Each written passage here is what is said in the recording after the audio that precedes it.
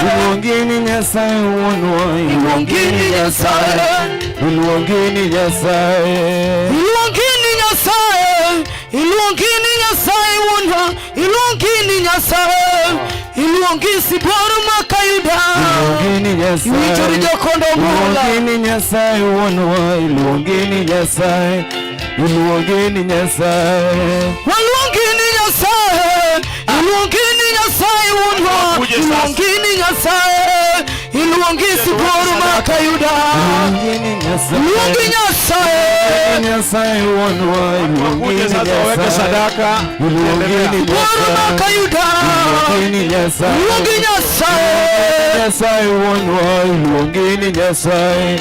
Iluongini Nyasaye. Elijah kanie kinyiseche gipenjo balok nyare kane Elijah luongi Belomam. Iluongini Nyasaye. Elijah kanie kinyiseche gipenjo balok nyare kane Elijah luongi Belomam. Iluongisi bor makayuda. Bor makayuda. Iluongini Nyasaye wonwa. Iluongini Nyasaye. Iluongini Bor Nyasaye. makayuda. Iluongini Nyasaye. Iluongini Nyasaye wonwa. Iluongini Nyasaye. Iluongini Bor makayuda. Iluongini Nyasaye. Waluongi Nyasaye kodo kiambo. Wonwa. Iluongini Nyasaye. Elijah kanie kinyiseche balok nyare kane Elijah luongi kel mach. Iluongini Nyasaye. Elijah kanie kinyiseche temo balok nyare kane Elijah luongi kel mach. Iluongi Nyasaye man malo. Iluongini Nyasaye. Iluongini Nyasaye wonwa. Iluongini Nyasaye. Iluongini Nyasaye. Mos mos mos mos. Erokamano Rabi. Hani mos mos angeni biro biro na. Hani mos mos angeni biro biro na. Hosana mos mos angeni biro biro na. Hani mos mos angeni biro biro na. Oningima mos mos angeni biro timana. Hani mos mos angeni biro biro. Hani mos mos mos mos. Mos mos angeni biro biro na. Mos mos angeni biro biro Hani na. mos mos mos mos. Mos mos angeni biro biro na. Mos mos angeni biro biro na. Hosana mos mos angeni biro choko ya. Erokamano Rabi. Hani mos mos angeni biro biro ya. Oningima mos mos angeni biro rwako ya. Hani mos mos angeni biro biro na. Hosana mos mos angeni biro timana. Hani mos mos angeni biro biro. Hani mos mos mos. Mos mos angeni biro biro na. Mos mos angeni biro biro Hani na. mos mos mos. Mos mos angeni biro biro na. Mos mos angeni biro biro na. Hosana mos mos angeni biro biro ya. Hani mos mos angeni biro biro na. Oningima mos mos angeni. Hani mos mos angeni biro biro na. Ordinary mos mos angeni biro tiwana. Hani mos mos angeni biro biro. Hani mos mos mos mos mos. Mos mos angeni biro biro na. Ani mos mos angeni biro biro. Hani mos mos mos mos mos. Mos mos angeni biro biro na. Ani mos mos angeni biro biro na. Yes, I do money baby osiepna. Japonya miro money baby osiepna. Yesu ruota manyi money baby osiepna. Jogengwa gomonge osiepe kindwa kakacha. Anyonda gomonge osiepe kindwa kakachalo. Anyimba kumonge usipe kidu akaka chalo baba. Makilweta. Makilweta wotu. Ugenda korube. Makilweta mondonge ikakosia. Oh Yesu na. Wotikoda. Yesu wotikoda vimrach. Wotikoda mondonge ikakosia. Ntulu sipi Yesu mali longoni Lazaro. Dada Efemia ni Mariam di Marita. Lazaro sipi Yesu neno bedo matuo. Mariam di Marita neno teru Yesu siejiki. Kini Yesu winyotuo ma Lazaro. No wachonia tono oken maton. Toele mana wono ninya sacho yududio. Kendo jibendunge Lazaro no to siepile. Wene mana wono ninya sacho. Tuyamani mayo kama Lazaro no to sile baba yu. Rokamano ja kono. Oh, makokodo se peperna, Yesu ina milochona. Makokodo se peperna, Yesu ina milochona. Oh, makokodo se pilongona, Japoni ina milochona. Makokodo se peperna, Yesu ina milochona. Oh, kadwende imongi mana, makokodo se peperna. Makokodo se peperna, Yesu ina milochona. Oh, karachero mongi mana, makokodo se peperna. Makokodo se peperna, Yesu ina milochona. Alongina kina makedo, makokodo se peperna. Oh, makokodo se peperna, Yesu ina milochona. Aya solo. Cheza kidogo, cheza.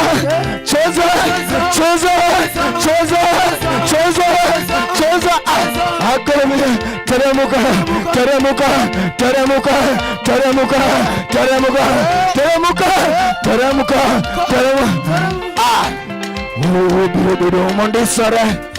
Birobido mondisare.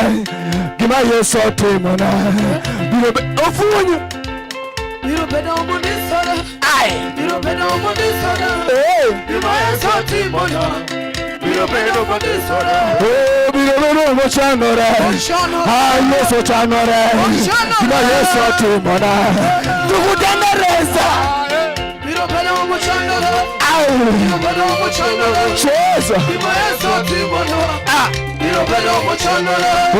Birobido molandora. Yesu landora. Gima Yesu temana. Yeah. Birobido mondisare. Birobido mondisare. Yesu temana. Birobido mondisare. Birobido mogwenyore. Yesu gwenyore. Gima Yesu temana. Birobido mo. Yayo funyo yayo. Birobido mupokore. Birobido mupokore. Come on, no. Weretinda. Pokane ni Yesu. Kijongo kimana. Lachago pokane ni Rabi. Yama wasigoloya. Pile kedona. Yatendelwe. Amina pile lechona. Pokiweyo wasigoloya. Pokane ni Rabi. Kijongo kimana. Pokane ni Rabi. Kiweyo yama wasigoloya. Pokane ni Yesu. Kijongo kimana.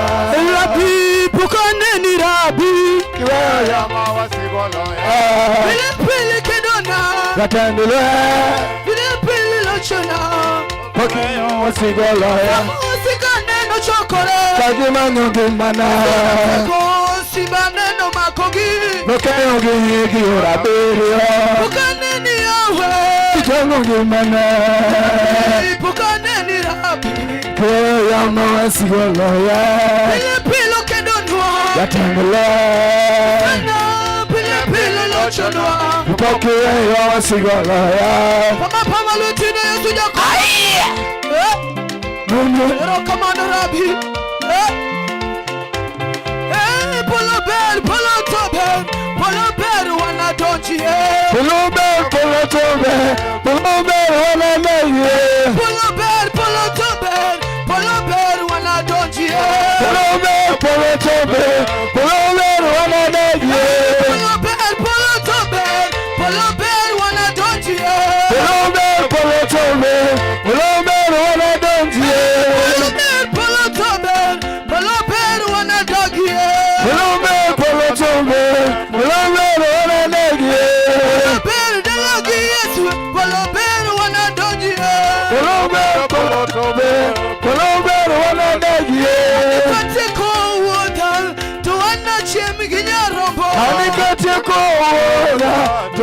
chiem gi nyarombo. Katieko wuodha to an achiem gi nyarombo. Katieko wuodha to an achiem gi nyarombo. Katieko wuodha to an achiem gi nyarombo. Katieko wuodha to an achiem gi nyarombo. Katieko wuodha pinyni to an achiem gi nyarombo. Katieko wuodha to an achiem gi nyarombo. Nikimaliza kazi nitavalishwa taji. Nikimaliza kazi nitavalishwa taji. Nikimaliza kazi nitavalishwa taji. Nikimaliza kazi yangu nitavalishwa taji. Nikimaliza kazi nitavalishwa taji. Polo bel kanyasaye, polo beto wana doti. Polo bel wana dagi.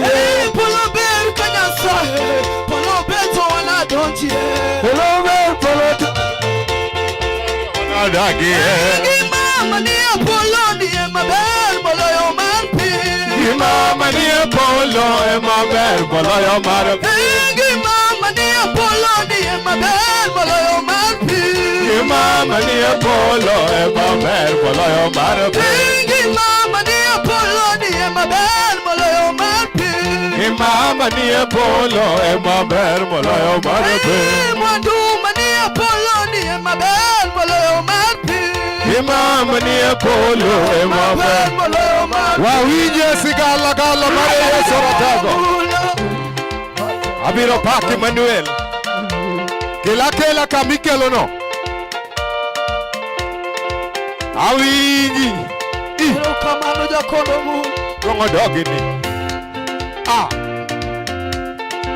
Chaki go na lwete kama. Pima kofi Yesu. Rongo dogini. Abiro paki Manuel. Oh no, ero kamano Nyasaye be. Alongo ni ero kamano Nyasaye be. Ejangono ero kamano Nyasaye be.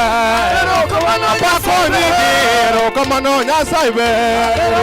Ejangono ero kamano Baba.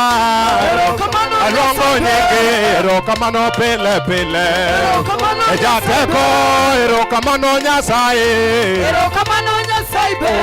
Ero kamano pile pile. Ero kamano. Aluongo jo Yugis mondo koro bi gen thuolo margi mar mondo gitim neno.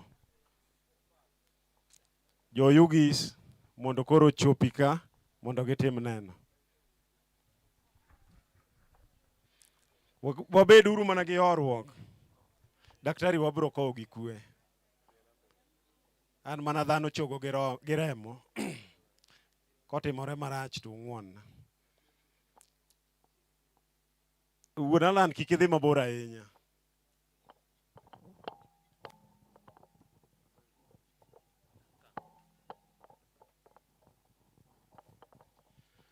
Okay. An machung' kani iluonga ni Noah Miguna. Kasipul Oyugis.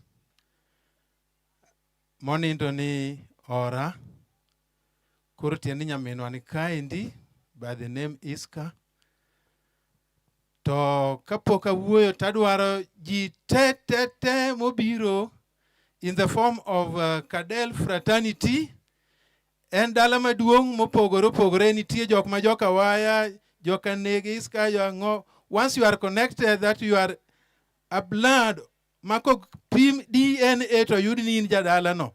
Bina uru ka, mondo wang'is anyuola ni wabiro yuago Iska, kata okibi wuoyo to kuongu bi mondi, kata disperse, kata wadhi kao mana ng'ata chiel, kata riyo kende, kata dek nikich sao sedhi kabisa. Koro bina uru te, koda ni nindo ka, kodi biro giyo mane, come here and show the rest that we have come to condole with the family of Iska. Kuwinjo nying no, awache ni nyinga Miguna, kato kudhi kachirudhu yudo gari mondik ni buoye. Mano ng'iso uni sama wan kani, wan ka wedewa, gimomiyo wan ka wedewa, Miguna ni en juok kano, to buoye bi uyudo ni sikul ka, Koro parani wede umu sando kamae. The grandfather of mine, his mother came from here. Then one day when the great-grandfather came to visit his maternity area during drought, he stayed for some time. Then when he went back to Oyugis, the names he got from here are what we are now. We are having Bue that side. We are having Miguna that side. We are having Okumu that side. And one of you, I asked his name and told me, we are also even having Ongwe this side. And at our place, we have Ongwe. So we are sharing some similarities. And Usanda Wanyaka Wadonji. Kora wangisu ni kakwa biro kamoko poko biro bina ke uponi biro yuago nyathiwa Iska.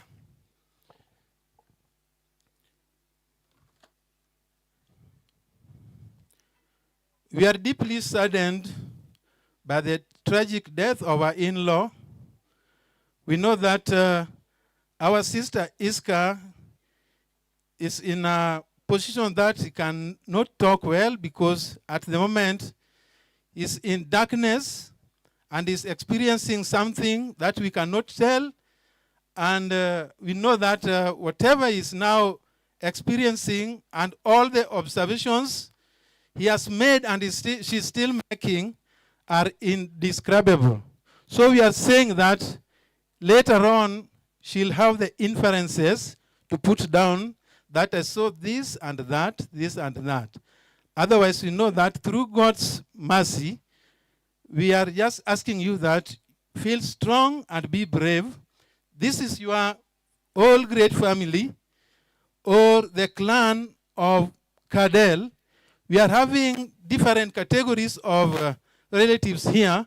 We have those who call your husband as their brother-in-law. Some are calling him son-in-law.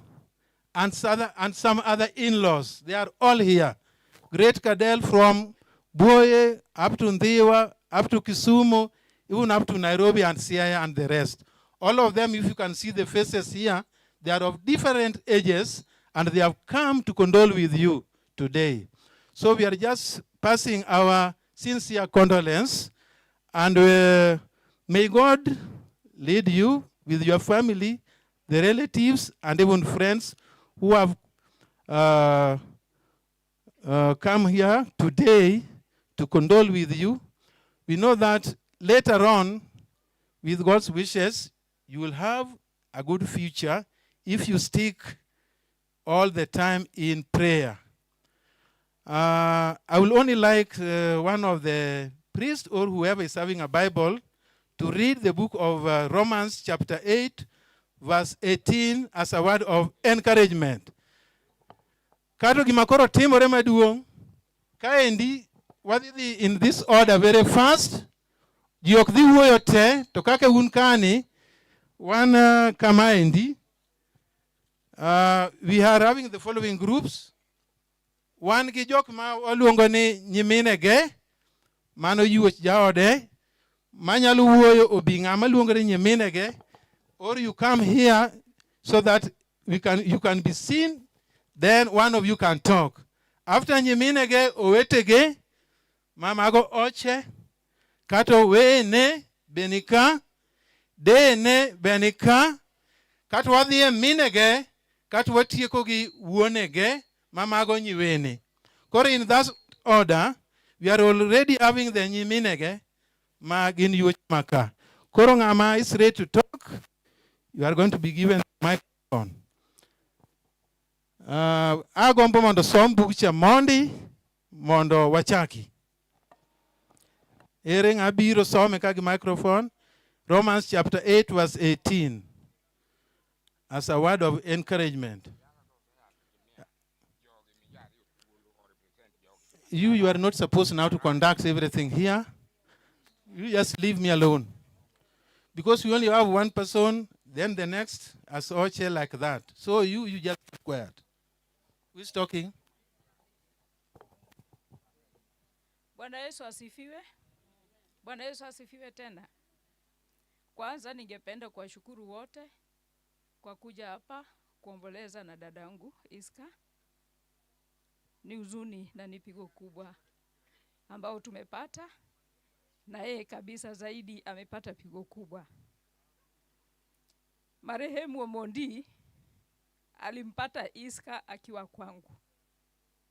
Nimesoma naye college, tukamaliza, tukapatana mahali pa kazi ambapo ni Kehancha, na huko ndiko Iska alikuja kukaa na mimi, na Omondi akampata kwangu akamchukua.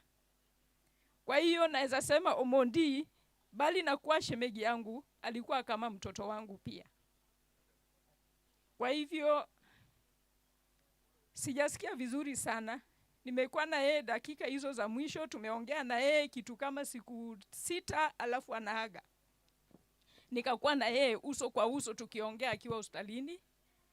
Baadaye tukawa tunawasiliana kwa simu, na nikiongea naye kwa simu ningesikia kama ako na udhaifu kubwa sana, ila nikimuuliza unasikiaje, ni madawa tu.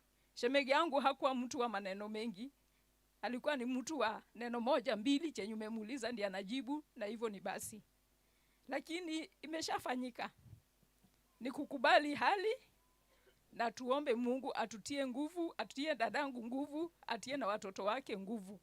Mimi kitu tu ningeomba ni kwamba jamii wamshike mkono dadangu, bado ni mdogo, na wamsaidie mahali ambapo inawezekana.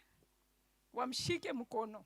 Marafiki za Omondi, marafiki za Iska, watu wa kanisa ya AIC Kisii, tafadhali msimuache dadangu. Mumsaidie, mumuongoze ili aweze kupita njia ambayo inafaa, asije akapotea. Yeye ni mcha wa Mungu, anapenda Mungu sana, amefanyia Mungu kazi, ninajua. Na kwa hiyo inategemea na jinsi watu watakuwa karibu na yeye. Tukikosa kuwa karibu na yeye, ataweza potoka, aseme sasa huyu Mungu yuko wapi, na amwache. Tumshikilie mkono. Grace Awor, nyinyi ndio nimewafahamu zaidi kwa hiyo group, but ninajua ako na marafiki wa dhati sana, marafiki wa Mama Junior, ile group yake. Mungu awabariki sana. Mubarikiwe kabisa. Mumefanya jambo kubwa ambayo ni Mungu tu ataweza kawalipa. Mumejinyima kwa njia zote.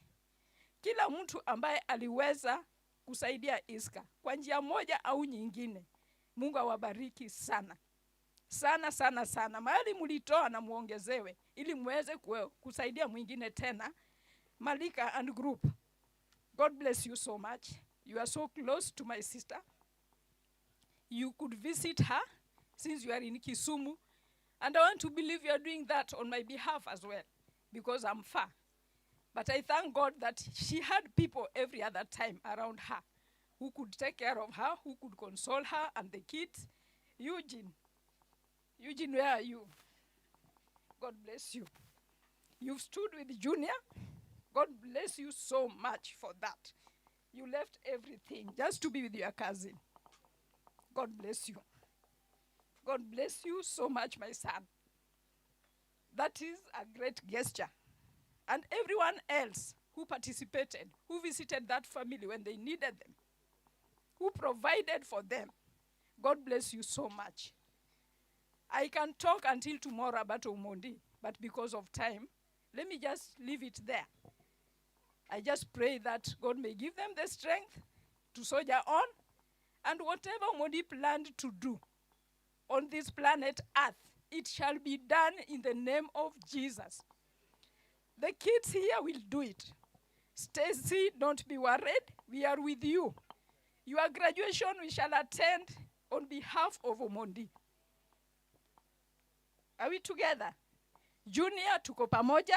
We had talked, and we shall talk more. Are we together? Favor, we are with you. My sister Iska. My sister Iska, tuko na wewe. In case of anything, I'm just a phone call away. Please, don't keep quiet when you are hurting. Just let me know. Mother, Mama Martin, Mother, Erokamano. Erokamano maduong'. Nyasaye biro riti. Through Iska and her kids, Nyasaye pod biro riti kaka Omondi no riti. Yeah. Nyasaye biro gwedhogi to gibiro riti. Nyalo bedo ni yuto gi ok nyal romo gi mar Omondi, lakini matin no obiro riti godo kamo nyalo. To matis no igo godo mana erokamano. Erokamano mama. Thank you so much.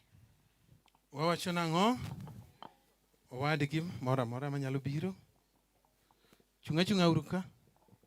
Kuse wuoyo to beta kando. Owadgi kata owete biuru forward mondo achiel owuo.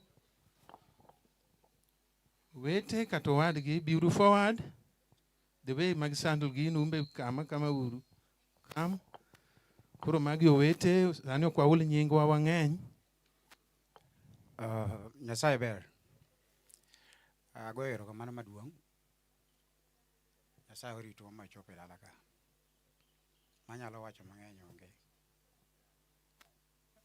An wadgi Iska maduong'. Kuom Omondi onge gima nyalo wacho mang'eny nikech ne en ora ma onge wach kabisa. En mos to penjo ariyo to tieko. To tho ne obwoga nikech obiro seche mana ok wachano. To Iska bed gi chir nikech magi gika timore. Nyasaye mochano. Koro agoyo ne jokadel erokamano kuom biro konya go orani. Wasewuotho kendo wasetemo jumbe mokadhogi to finally ora dhi yweyo gi kwe. Jaluo wacho ni lit tok chwe remo. To I encourage Iska gi family bed thuolo. Wantie. Kanitie shida mantie to simu nitie. Ka wan go to wan akony. Onge uru wach. Erokamano. Next. Weyene group mar weyene. Waywa mora biuru. Waywa Judith biuru mbele. Minataji. Kawaywa kawandugu ba nene tukuru sani kusosede. Amagi weyeni.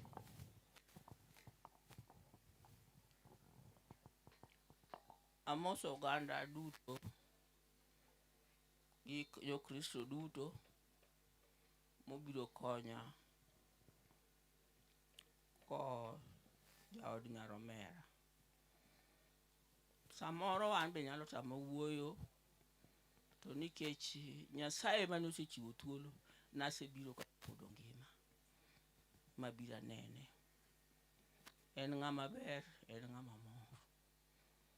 Denda to ne lit to nakoni nyaka bi anene. Nyicha asebiro ka to nayudo kositeri osiptal. Koro ne ok aneno bodini. Koro mano nochuna mondo abi.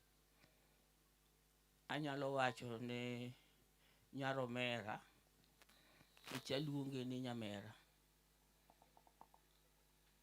Nyathiwa gini lit mano ok dang' aoyi. Kech kaka nyalo oyi akia. Koro ka Nyasaye oyie to onai. Ing'e ni gima ng'ato osekadho nyalo hoyo ng'ato. To bugo midonje en bugo matut. Moko dang' awuoye. Takwaya kwa Nyasachwa ni. Nyasaye matimo ne ji hono. Madariti gi nyithindigo. Mondo ka Nyasaye oyie. To e piny ma pod wantiere wendo ni. Koro wagombo mana ni chieng' moro warome Jerusalem manyien. Aw kamato mago romo e nying Ruoth Yesu. Erokamano. Wach nang'o? Erokamano. Amos uno Nyasaye ber seche duto. Yie mondo ago mos ahinya ne nyathi Omera Iska ni yie mondo ibed gi chir. Kaka ibiro chako Nyasaye mong'eyo kech an be an e group mar mon lietego. To Nyasaye nochako koda from nowhere pod antie nyaka sani. To gimomiyo akawo gini matek ahinya. nyathi Nyasaye nindo jakanoni. Omiyo kijanda no nyalo tho kata higni 2 modong' chien, to nikech ne en daktari Kisii Hospital, koluwore gi nyathi omera no, kijanda no pod nitie nyaka sani. Ne en gi sida mar remo marumo, imedo to rumo, imedo to rumo. To sama remo rumo, daktari dwaro remo, ka wini dhi adhiya ni dwaro remo to ok yudi. To ka daktari ogolo agola dhok ni mina uru jatuo na cha remo, to remo donjo sano. Atimo mos ahinya ne daktari monindo, Nyasaye mondo oket chunye kama okwe. Amen. Dayo wan go, wang'iso ni wan gi categories te. Dayo machielo ka nitie to. Amoso jo kanisa duto ni Yesu opaki. Opaki. Opaki Yesu. An kachung' ka, an Daiska. To gima dawego maduong'. Okawo Nyasaye mokwongo mondo obed wendo ma ode. Mane gima weye godo maduong'. Erokamano. Amoso chokruok no kweuru kendo. Ambe an Daiska to ok anyal wuoyo e wach mar kosiepni nyalo weyi kapod itin kama. Ok da wuo be ok da hoyi, Nyasaye mabiro hoyi. Onge mang'eny manyalo wacho. Nyasaye obed kod Iska. Erokamano, amen. Minege ubi.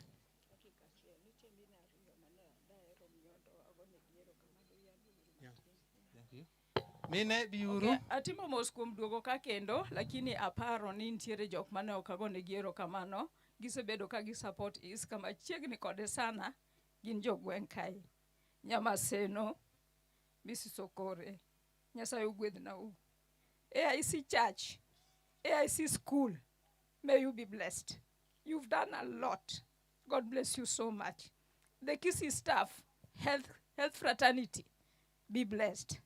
You came around, you visited Iska several times. You planned with her, the welfare, you did a great job.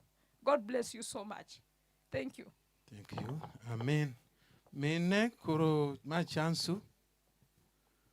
Nyalo chako. Miye kato. Amoso jo Kristo no kweuru. An kachunga. Agone Nyasaye erokamano. Mokwongo wawago mos e dier dala ka gimosetimre gi orwa. Iska agoni mos weche duto wene Nyasaye. An min Iska matin. Erokamano.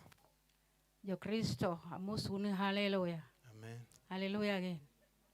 Amen. Ago mos ahinya ne nyara mowito jaode matin mane pok oromo gi pogrego. To kata kamano pogruok to Nyasaye nondiko ni ji nopogre. To wan arome bo polo. Iska akwayi nyathi nyamera bed kod kwe. Iwe ji ka tindo to Nyasaye mamako badi. Nyasaye biro mako badi. Bed kod kwe, ni Kristo, ni nyithindo moweyi go kich. Ine kaka iritogi. Unu erokamano. Erokamano. Okweuru. Okwe. An min Iska, ta an akwa mana Iska ni magi e gik matindo timore piny kendo tho kelo kuyo mang'eny. To kiki mi Satan thuolo. Ng'i Yesu ndalo duto, sama shida biro kata paro biro ni gochongi piny. Onyi biro yudo teko. Mano oromi e nying Ruoth Yesu. Amen. Erokamano, amosu uno kweuru. Okwe. En thuolo mwayudo machalo kama. Gima wanyalo wacho mang'eny onge. Kijana matin odhi owewa apoya kendo nwabuok ahinya. Onge gima wanyalo time. Ne nyara Iska.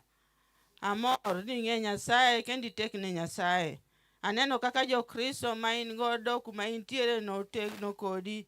Bed mana motegno kamano, kik iket chunyi nyosre. Walemo to gimbe gilemo ni to wambe walemo gi nyithindo. Ka chunyi obedo motegno, eka nyithindo chunygi nyalo bedo motegno.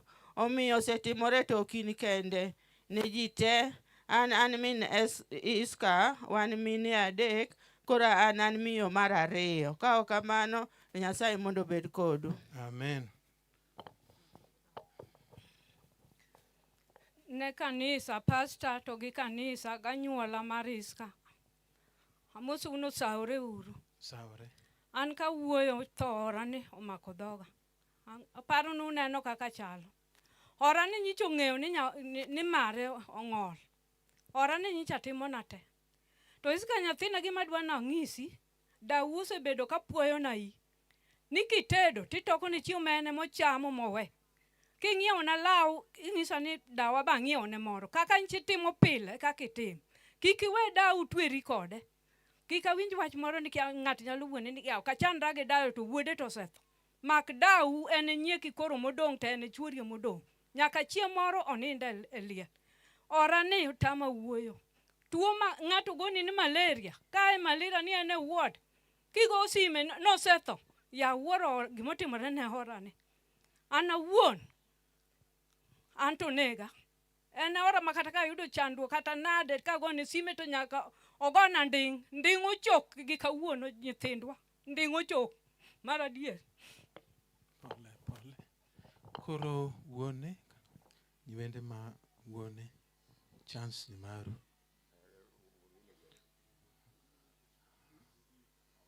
Wuon lule.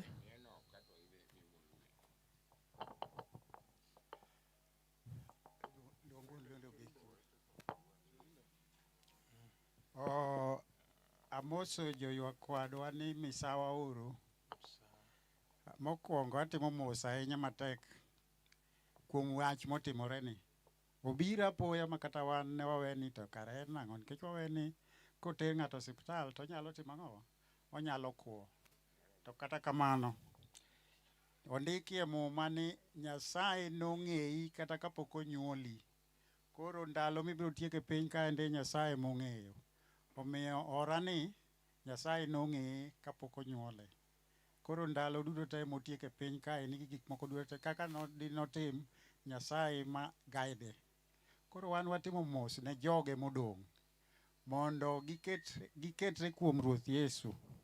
Gisika gilemo mondo Nyasaye opargi e ndalo duto te magin godo e piny kaeni nyaka chieng' moro waduog warom duto te. Ka ok kamano to mosuru ahinya. Amen. An be atimo mos kuom tho mar orani. Chutho to liel asepuonjra wach moro ni liel kimose ji to ok duoki. Liel kiwache nyingi to ok ji make. Koro an to wacho ni an wuon mare piny mar Kojugi. An ema luwo bang' babagi tik. Chon ne wan joma ng'eny to tinde wan joma nok.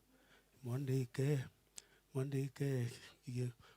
Jeremia 42. Koro atimo mos ahinya kuom orani.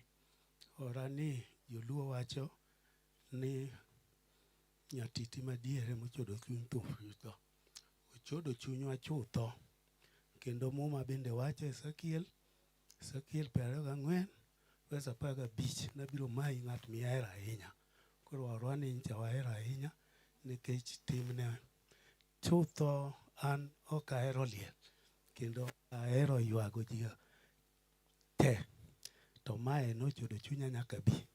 Kech aywago ng'at mahero, ng'at ma jahera, ng'at mang'won.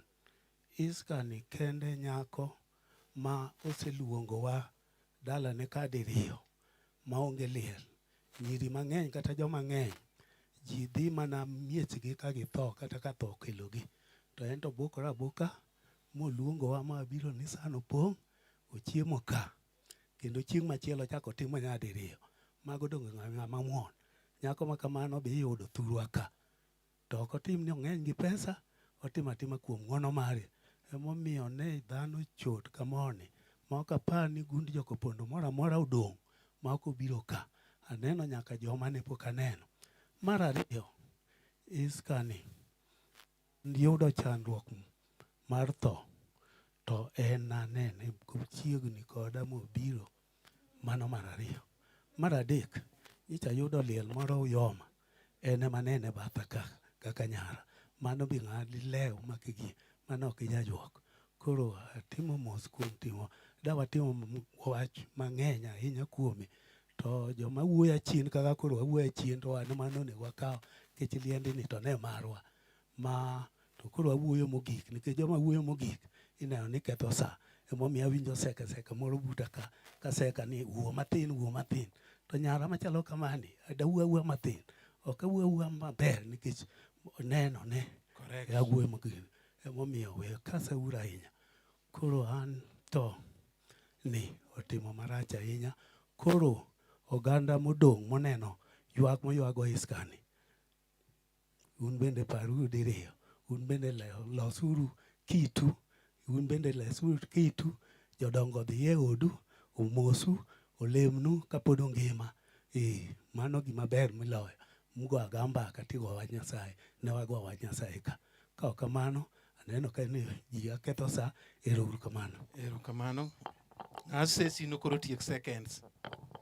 An bende akawo thuolo makende mar gone Nyasaye erokamano kuom odiochieng' ma odiochieng' makende ahinya ma biro iko godo orwa kata ora. En odiochieng' makende ahinya ma wakawo godo thuolo kendo en thuolo malich ahinya e anyuolawa, e gundwa, e okepewa koa kon gi kon. Kendo agombo ni kata kapok watieko kaka jodongo to nitie okepewa moko ma adwa ni moro owuo. Ok ang'eyo ni Kaunda kata Francis ni kanye. Adwa ni uwache gimoro achiel kaka joka okepewa kapok atieko. Okepewa gimoro kamoro akumoae mondo bi okonywa iko orwani. Francis. Erokamano ahinya. Yienauru ago mos ne nyamera Iska gi gimotimorene ni. Ago mos ahinya. An jakagan kendo minwa iluongo ni Flora Odero.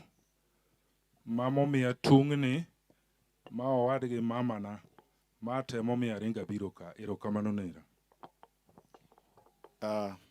Akawo thuolo ni mar go mos ahinya ne nyathiwa Iska. An awuo Dorina ni te nyaro pondo maduong'.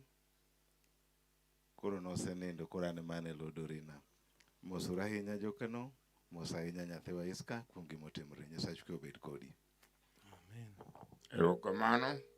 Aparo ni sama wachako program samoro samwa biro kawo neno ka gima wadhi ketho sa ahinya. Ne waneno kwa ng'eny emomiyo an bende dhawo gi wuodo merani ni mondo tem mondo control nikech sa. Koluwore gi sa gi kuma wabiro dhiye ma jomoko biro kadho kaka iwinjono. To samoro ditami kata kaka iwuo wuo mang'eny. Ka ok kamano to akoni orwa mwabiro iko ok en ora maneno oko ka. Madapim gi oche ma kata oche ga mamoko. En or ma achiel en ng'a muol saidi. Akia ni muolo akia ni nigi kosane. Akia ni muolo nigi bene. Umuol ma ok owuok kama itiyo wacho mathin to setieko. Umuol ma ok onjejre ni sama tin ni bobiro kata limo obedo kama. Ma ndala na anyalo koni obire di manok ma ok apani nyalo kadho kata de uchiel. Bang' higni madhi 30. En ng'ama ok njejre. En ng'ama muol. Kiyude tiyudo ka ng'a chunye ler ng'ama ni thuolo kabisa to weche mang'eny ma ok ohero kata weche mang'eny ma ok nie kite. Seche mwabiro ikeni kata seche ma othoni. Nyicha nitiere plan ma otho godo. Otho gi plan. Ni nodwa nobi obed wendowa. Nosebedo wendowa mar keny. Dichiel e ngimane nyaka koro nindo. To nyicha odwa chako bedo wendowa mar keny. Nyime kanyo ka Nyasaye noyie. Taneno ka kar Nyasaye ne ok oyie. Nikech ndalo no dhi ong'adre. Othogo ka en gi wiye. Ka wan be wan gi wiwa. Ka dala mangima ong'eyo. Ni chieng' moro orwani nobedi e keny. Mar ariyo. Keny manyadiriyo. Keny nosebedo dichiel kende. To limbe bende ok ne en thuolo mar limo ji ahinya nikech en gi dichne ma kipe bisi kabisa. Koro miyo wanene matin. Joma ni mana dala monene mang'eny onene matin saidi. Ke jok onjejre. Koro nakoni en ng'ama ber. To kendo en ng'ama jahera. Awinjo kamano be owacho. Ni sasa ma yudo simbe. To en very positive. All react piyo. Gi kaka dwaro chal. Kendo ne wawito ng'ama ber. man gi kony mang'eny kendo mong'eyo joma onego bendo kony saidi. Nikech kony nitie be ng'ama onego be kony saidi. Kata momanyisowa ni nitie gima ber monego itim, to kidagi timo tibedo jaricho. To en otimo gima onego tim, kendo ne timo e yo mayot ahinya. Koro miyo watimo mos ne dalani. Dala ma jaduong' Misaka kelo Omolo. Dala maber ne wasebire ka kwabudho gi jaduong' wadwa. Kada nyawanda makoro dong'. Mos ahinya gi wito wuoyi achiel ma in godo, mane in godo e kind nyiri. Mos ahinya yande ke iwito nyako, ka konyi iko nyako malich ahinya, Migori, kane mirima oromowa, kendo mirima oromo wadgi, waiko nyako malich ahinya. Koro mago duto gin chenro Nyasaye, watimo ni mos. Mos ahinya ni sani in ng'ama ne tiendegi, akoni tiendegi koro nochomore mang'eny. Kech kukowori mana gi gik ma artificial, mondo kiwuothi, to wuodi achiel, makane in godo to koro in gi chir, ema koro Nyasaye omiyi. Koro wakoni Nyasaye to riek, Nyasaye ong'e gimotimo. Oriek ahinya, ong'eyo kaka odwa riti. Dhano ok rit dhano, to Nyasaye rito ji. Nyasaye ong'e kaka dwa riti, kendo ong'e kaka odwa rito dalane. Nyithindo maweyo, akwayo Junior ni Junior tin, to magi gin gik mantie. Jomoko wito wuonegi kapok giwuotho, to jomoko chako wuoth to wito. To jomoko chako kamanade to tieko sano. To jomoko tieko sikul, to wito janyuolne. To moko monyuol gi wich magalagala manjore, bende negore kendgi kaka moro ne ni e university to gore bunde gi kende. Nikech sime kama ni sime min gi okawo. Ni mana okawo simbe, okawo bondo wuon onegore go. Joma nyuole ka joneko. I hope ni in gi chandruok. Kendo alamo ni Nyasaye oritu, omiyi chuny mokwe. Kaka okwe kaka ng'eyi, imuoli onge weche mang'eny. Ta akwayo mane dier chokruok ni konyruok mari, tema nena mondo itudi gi josiasa makonyo ji. Josiasa konyo ji. Gibiro konyo dalau ka. Gidhi konyi, ang'eyo e level monego konyie mondo mi iyud tich. Ke ni sechoro somo nyaka kamogike mang'eyo. To nyara Iska ibede nitie kama omoke, kamimoke ma an adwa ni yae. Iska en ng'ama osomo. Osebedo kotiyo. Nyaka sama bedo ni otiyo. Kata joma gitiyogo bene ka. Kata moko pod biro timo ne mos. To gima akwayo, nosebedo kotiyo private, to tich motimo en tich minyalo time e public. Akwayo ni mondo ilokane parono mondo igombi, mondo iduogi, mondo idwar kaka diduog mondo ibede public. Kech tich mitiyo ne nyalo tiyo nyaka budala ka. Tich puonj ng'ama osekawo kos puonj. En opuonjo kata e pier ode, to dok e ode. Dala moger ma oro weyo dala malichno. O dala ma joma be nyalo gombo nobed gi dala ma kamago ng'eny. Be ji mang'eny nyalo gombo nobed gi chalo. Ok onego koro dong' nono ni thagori Kisii to jaot to yweyo ka. Koro adwa konia, jaodi ok dong' dala kanyo kende to in ikwang' Kisii e private. In kori duogo ka. Kori duogo dala ka. Irito jaodi. Gimomiyo irite nitie. Jomoko biro kondo ng'ani wuon ade to ni ng'ama otho birito. Kane wan e college, ke abe bet atemo skul matin. Father moro ma misungu, nwaluongo ni Father Fernandez, nokonwa ni dhano kotho, to ringre moche, spirit mare, osiko huva mane kor dalano e gweng'no for 100 years. Koro miyo tipo ne pod ni ka biro bedo. To mae be momiyo joma ng'eny leko ka naneno baba, to baba nosetho. Awuoyo gi Dani, to Dani nosetho. Aneno nyara ma kama, to nosetho. Tipo ne nitie. Tipo ora ok dong' kanyo kende ni in Kisii. Kapod ngima, to tipo ora no, in mana ka. Koro yo mibiro donjogo ka, jowu ong'eyo. Nyasaye ong'eyo to jowu ong'eyo. Wan gi josiasa ma samoro konyo ji.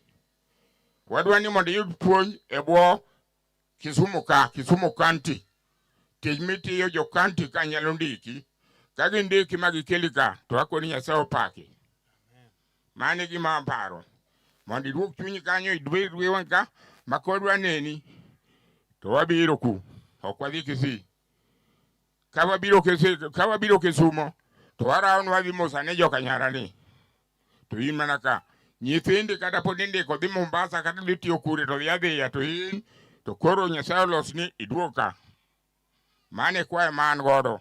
Koro yimbe wangi igo tamsi. Wangi igo tamsi. Ngano ne tuwano keki ne koni go tamsi. Wangi igo tamsi gima wachono. Okadwa ni bed mabor gidala ni. Kendo bedo ni ka dhi konyo mama ni be. Ka mama ni ne odongi higa 5. To kiduogi bedo ka to nyalo chako kata higa 15. Nikech un machiegni kod kwe pache. Koro mane be kaka paro. Koro ka kamano to jowa mobiro ka nyimine ga moa kon gi kon. Nyithi nyimine ga be moa kon gi kon. Nitie nyathi nyamera ma oringa anga oa Tanzania. Simply mondo bi oku kodi. Nyathi nyamera mameri nyathi nyamera waluongo na Taji, aluongo gi nyingno. Oa nyaka Tanzania. Kobiro mondo ne mana kamike jaodi. Mano en era manade. Koro ibende go tamni ang'o miyo oganda mopongo mitoka gi neni ka. Ang'o miyo jomoko travel mang'eny kobiro ka. Era ma in godo gi ji thuolo ma in godo no. Med bedo go. Med bedo kamano gi era no. Kik bed ng'ama jomoko kete weche manono mag kuoth mag ang'o mag ajara. Bed thuolo kaka nisebedo go. Miwinjo ko mera be wacho. Ni kao thuolo mondo konyi kuyo kama ok yot. Luwore gi kaka ng'ato chal bende. Miyo kada mana migogo ka ine kind migogo ni weteu. To ng'iyane ni to ng'ane ni mana weto kama. To ato an kama. Mago bende nitie. Mari obed puonj. To kendi bed gi chuny ma thuolo mapile. Wan kodi yo mora mora. To ndalo watu tuoro nok. Nikech kwa ng'eny. To kapod wantie. Kada an kapod antie. To ka nitie gimi paro ni ber ka ng'eyo. Kata ber ka donje. To in thuolo. Ka nitie gimi paro ni mini gi nyalo donje. To in thuolo. Bera ni na thuolo kamano. To wuoyi matin ni konye. Kende mige chier nyithindo gi. Mige chier. Mondo gibed gi chier kabisa ka un kodgi. Mondo gin be gilawane na kit ngima ma nyadhi nyime. Okang' modong'e no. Othin to be akono duong' koluwore gi level moseringe. Koro nitie moko makwa bedo kodu kata kode. Awacho ni omera dwa ni tim kama nikech kama. Mago biro timore ka kamano. To gundu wedewa moa kamora mora gonu erokamano. Ka uyudo thuolo nudok kata mbongo pod nika. Machalo kata yuoche wuon Yunia. Un thuolo ma pod dong ka gi butes ka kata gibedo go ka. In thuolo to manyalo dok yudo thuolo. To Nyasaye magwedho ji. Nyasaye mong'e drepe. Nyasaye manokelo rieko ni dhano bedo piny to karo wuotho. Ma bang' dakika achiel obedo mana piny to sechopo Yugis. Nyasaye otelu kamora mora ma wang' udhiye. Goganda duto kata ka okawacho mago ma wabulogo. Oganda duto man kani. Nyasaye ogwedhna uero kamano. Master of Ceremony. Wadok erokamano maduong'. Koro wan wadhi adhiya nikech wa mabor kaluwore gi din marwa wan jo Seventh Day Adventist saa Sabato dhi romonwa koro yo. To bug chande mawache ni Romans chapter 8 verse 18 wacho ni to aneno ni masira mwaneno ndalo gi tin kipimo gi duong' mapoko oel mwabiro yudo. Aya, aluongo nyimine John gowete John. Dr. Bernard Odhiambo. Bi wacha chiel. Nyimine John pok no wuoyo.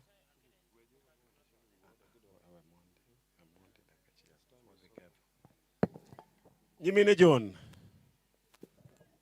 Nyimine John. Aya, owete John. Nikech koro kaluongi takadho. Daktari.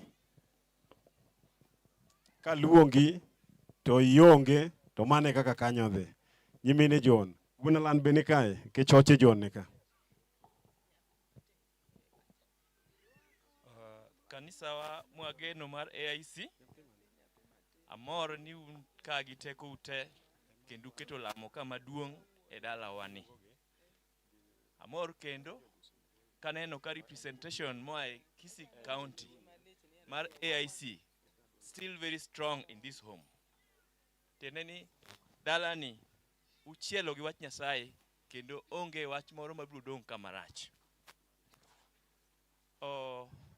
Kapod atin une wan osiepe. Mesa Kakelo gi Laban Odong. Laban Odong is just about 300 meters from here. Kendo I'm sure ni in this crowd ma wantiere ni Jok Odong nitiere. Dongu nyalo chung' mon puane jo kwanja. Jok Odong man ka Dr. Charles Odong and everybody. Yaka nyimine gani nitiere ka. Nikech jodongo gi notudowa gosiep maduong' kendo anyalo nyiso kata obed mana welo mawuoth matero ji kane aloka cha. Jaduong' Mesa Akelo will be in that team. Childhood odhi maber omiyo nyithindo nyimine kaman ka gowadwa monindo ni nwa bedo together from very early. It so happens ni John, after following me in the same school manadhie, anadhi Otieno Yo High School. Jo Otieno Yo man kae, old boys, dongo untie. Jo Otieno ko chunga yawa. Quite a formidable group here. Chunga ka, nikech very important. School manwadhie gi John no. Jogi be nodhie at different times. Only unfortunately, school kuchoto kwarome gi John, donge. Tagom erokamano ne Nyasaye. Otieno Yo being a school of AIC, no better school of blessings. Whatever level money performing, no, a blessing would follow you. And I can say, lemo mar kanisa mar AIC no konyo waloka cha. John ochako luwo bang'a, otimo course manatimo. Kakung'eyo, odhi otimo TB and skin. And he was a very keen worker. Anadhi atimo pediatrics. After that, he qualified. Okawinjo katani no rewind. Rewinding dongunge nitie colleges. Okalo by first intention. Jok manie area wacho ngeni first intention tiena ngo. Gima changa piyo donge. Onge kamora mora manonwoyo. Mwacha kwa bed kode. Sani koro ana senior citizen. An kamoro miluongo ni Wema Healthcare Kenya, Nyamasaria kacha. Wacha kwa bedo kode Wema Healthcare Kenya kanyo. Mwatiyo kode.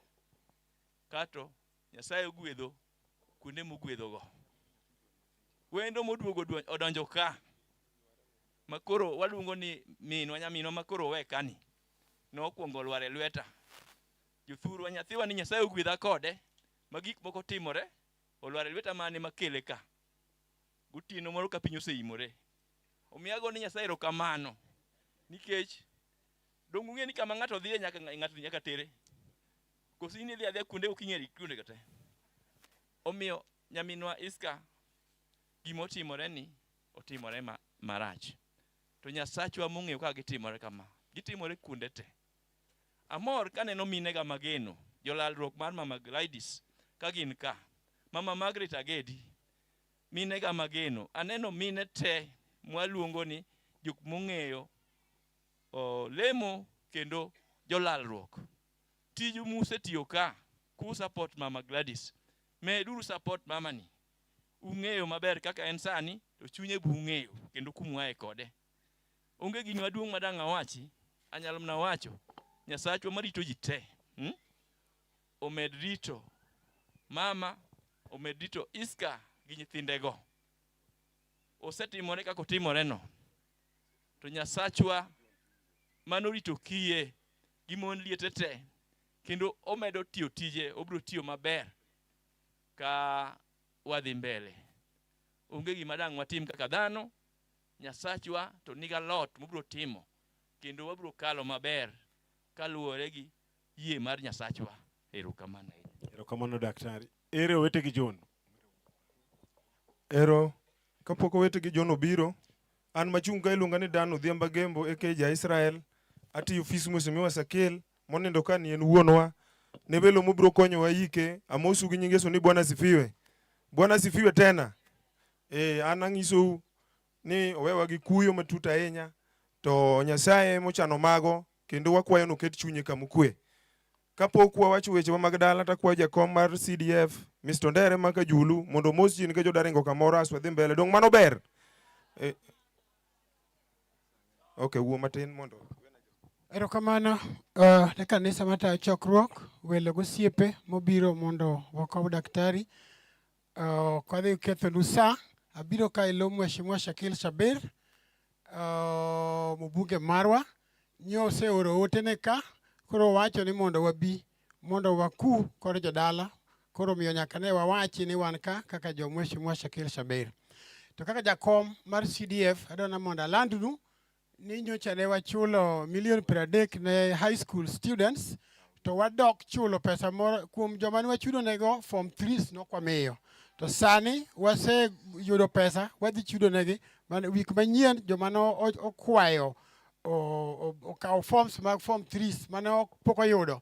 Wik manyien wadhi miyo pesa, checks, udhi go to school. Nitie gima chielo mwalando mar SHA. Ng'ata man gi kata nyathi school, kata nyathi manyako, kata mama ma single man gi nyathine to pok okawo onge gi ginene kumba mar thieth.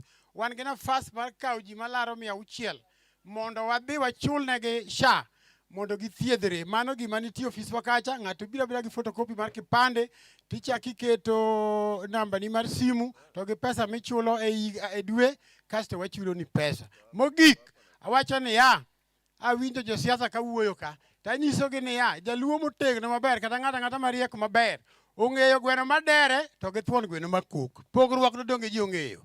Onyango en gweno mathuon, joma moko godere. Arthur, koro wuo. We wawinje uro wete gi John matin. Nyimine John obed machiegni. Ne jodala koda welo gosiepe mobiro konyowa komera. Dakaw thuolo mondo mi agonu erokamano maduong'. To kod jogo manochung' kodwa chakre nyaka giko. E tho wadwa ok anyal wacho mang'eny, nimar an wuoyi matin. Jogi nyalo ng'eyo mang'eny mohinga. Gima nyalo wacho ni onyalo tama pimo, nikech odiochieng'no nochalo na odiochieng' mok nang'eyo ni biro chopo e ngimana. Akwayo Ruoth ni oket chunye kamukwe. Onge gima biro wacho mang'eny. Nyasaye mondo odong' kodwa, un be kudok tulamnwa, kwe mondo obed e dier dalani. Mago kende manyalo wacho.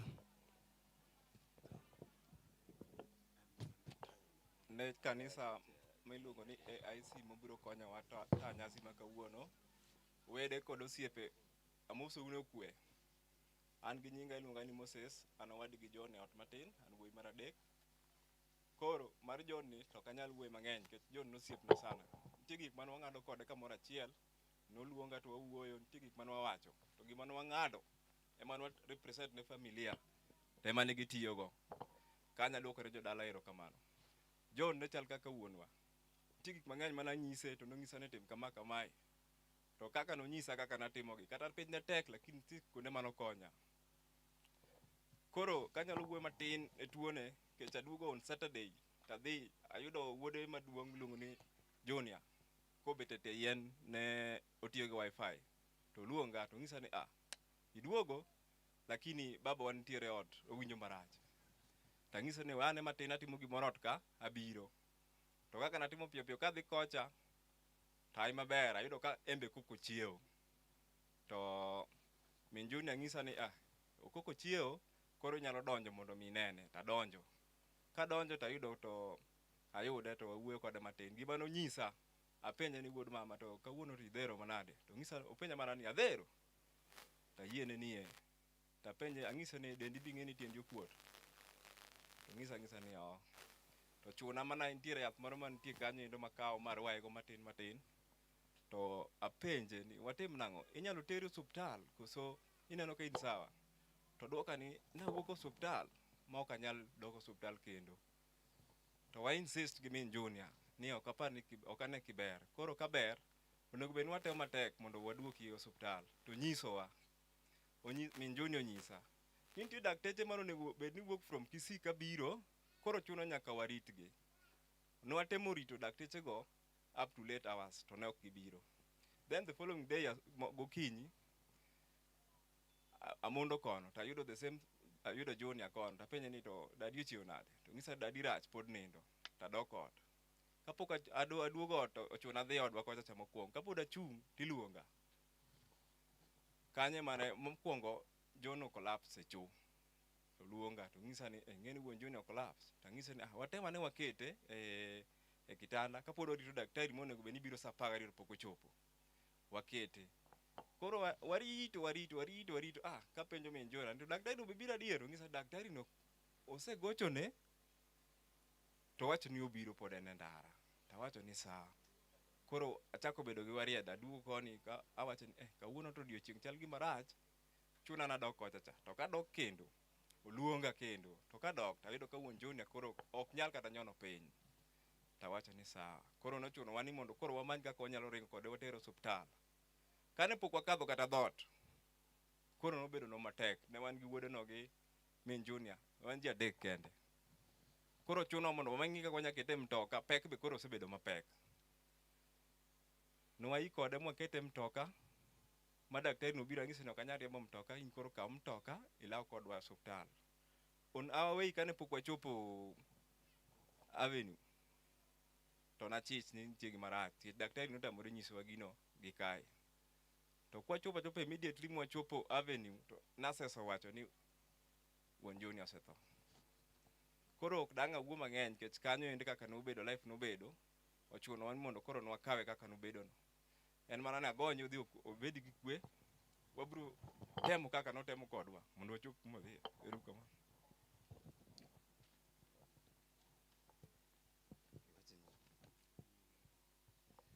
Adwoko erokamano. An adwa wacho mana nyinga. An iluonga ni George Akelo.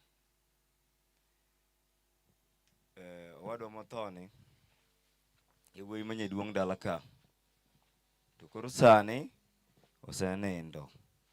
Makoro an ema dong' wuoyi maduong'. Mineno mowuoyo kagi, mago sani nyithindo bang'a. To an gima dwa wacho, adwa ni mondo winjo ka kwar gi Joni owuoyo ka. Kendo owuoyo gi rieko mang'eny kabisa. Awinjo wachne no ka otemo nyiso nyare no ni in koro bed machiegni ka, nikech nowinjo ka ng'ato nowacho ga gimoro ni ka ng'ato tho to spirit no bedo kuom higni 100. Koro an atemo mana siro wachne no ni min Junior obed abeda machiegni gi wuon pargi kata oike kanyo. Mogik, kada wacho gik mang'eny, awacho ni dalawa ka kik ng'ato par ni ka koro wuon Junior osetho to ni koro nitie gik moko mabiro timore mogwenyore. Kaendi wadhi keto gik moko kaka ne gin, nikech wan wasebedo piny gowetega gi koriwore gi wuon Junior ma koro nindo ni, mwaketo gik moko e ler. Ler no ema pod adhi tiyogo. Kendo kata Junior nyase wuoyogo nyoro, apani kawuono gokinyi, manyisa ni bwana Junior, gimoro amora mane odok kor babau chako bed maru. Wan waonge gi paro moro mar lokruok e gimoro mane waseketo kaka jodala.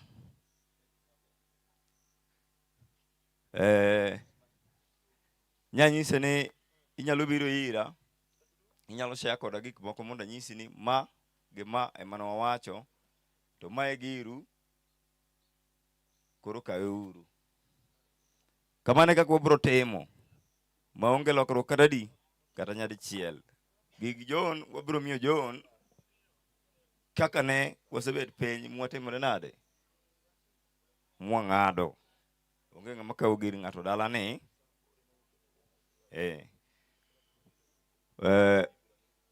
Adwoko erokamano ne kanisa nikech ambe kanisa mar AIC maler, ambe an gi kanisa na maleme kata adhi kidam kamano.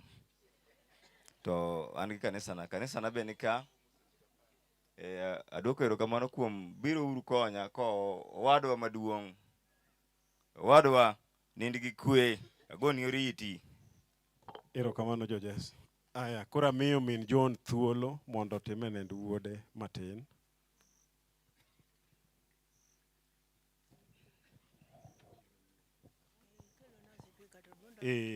Keta machiegni tibiro wuoyo. Basi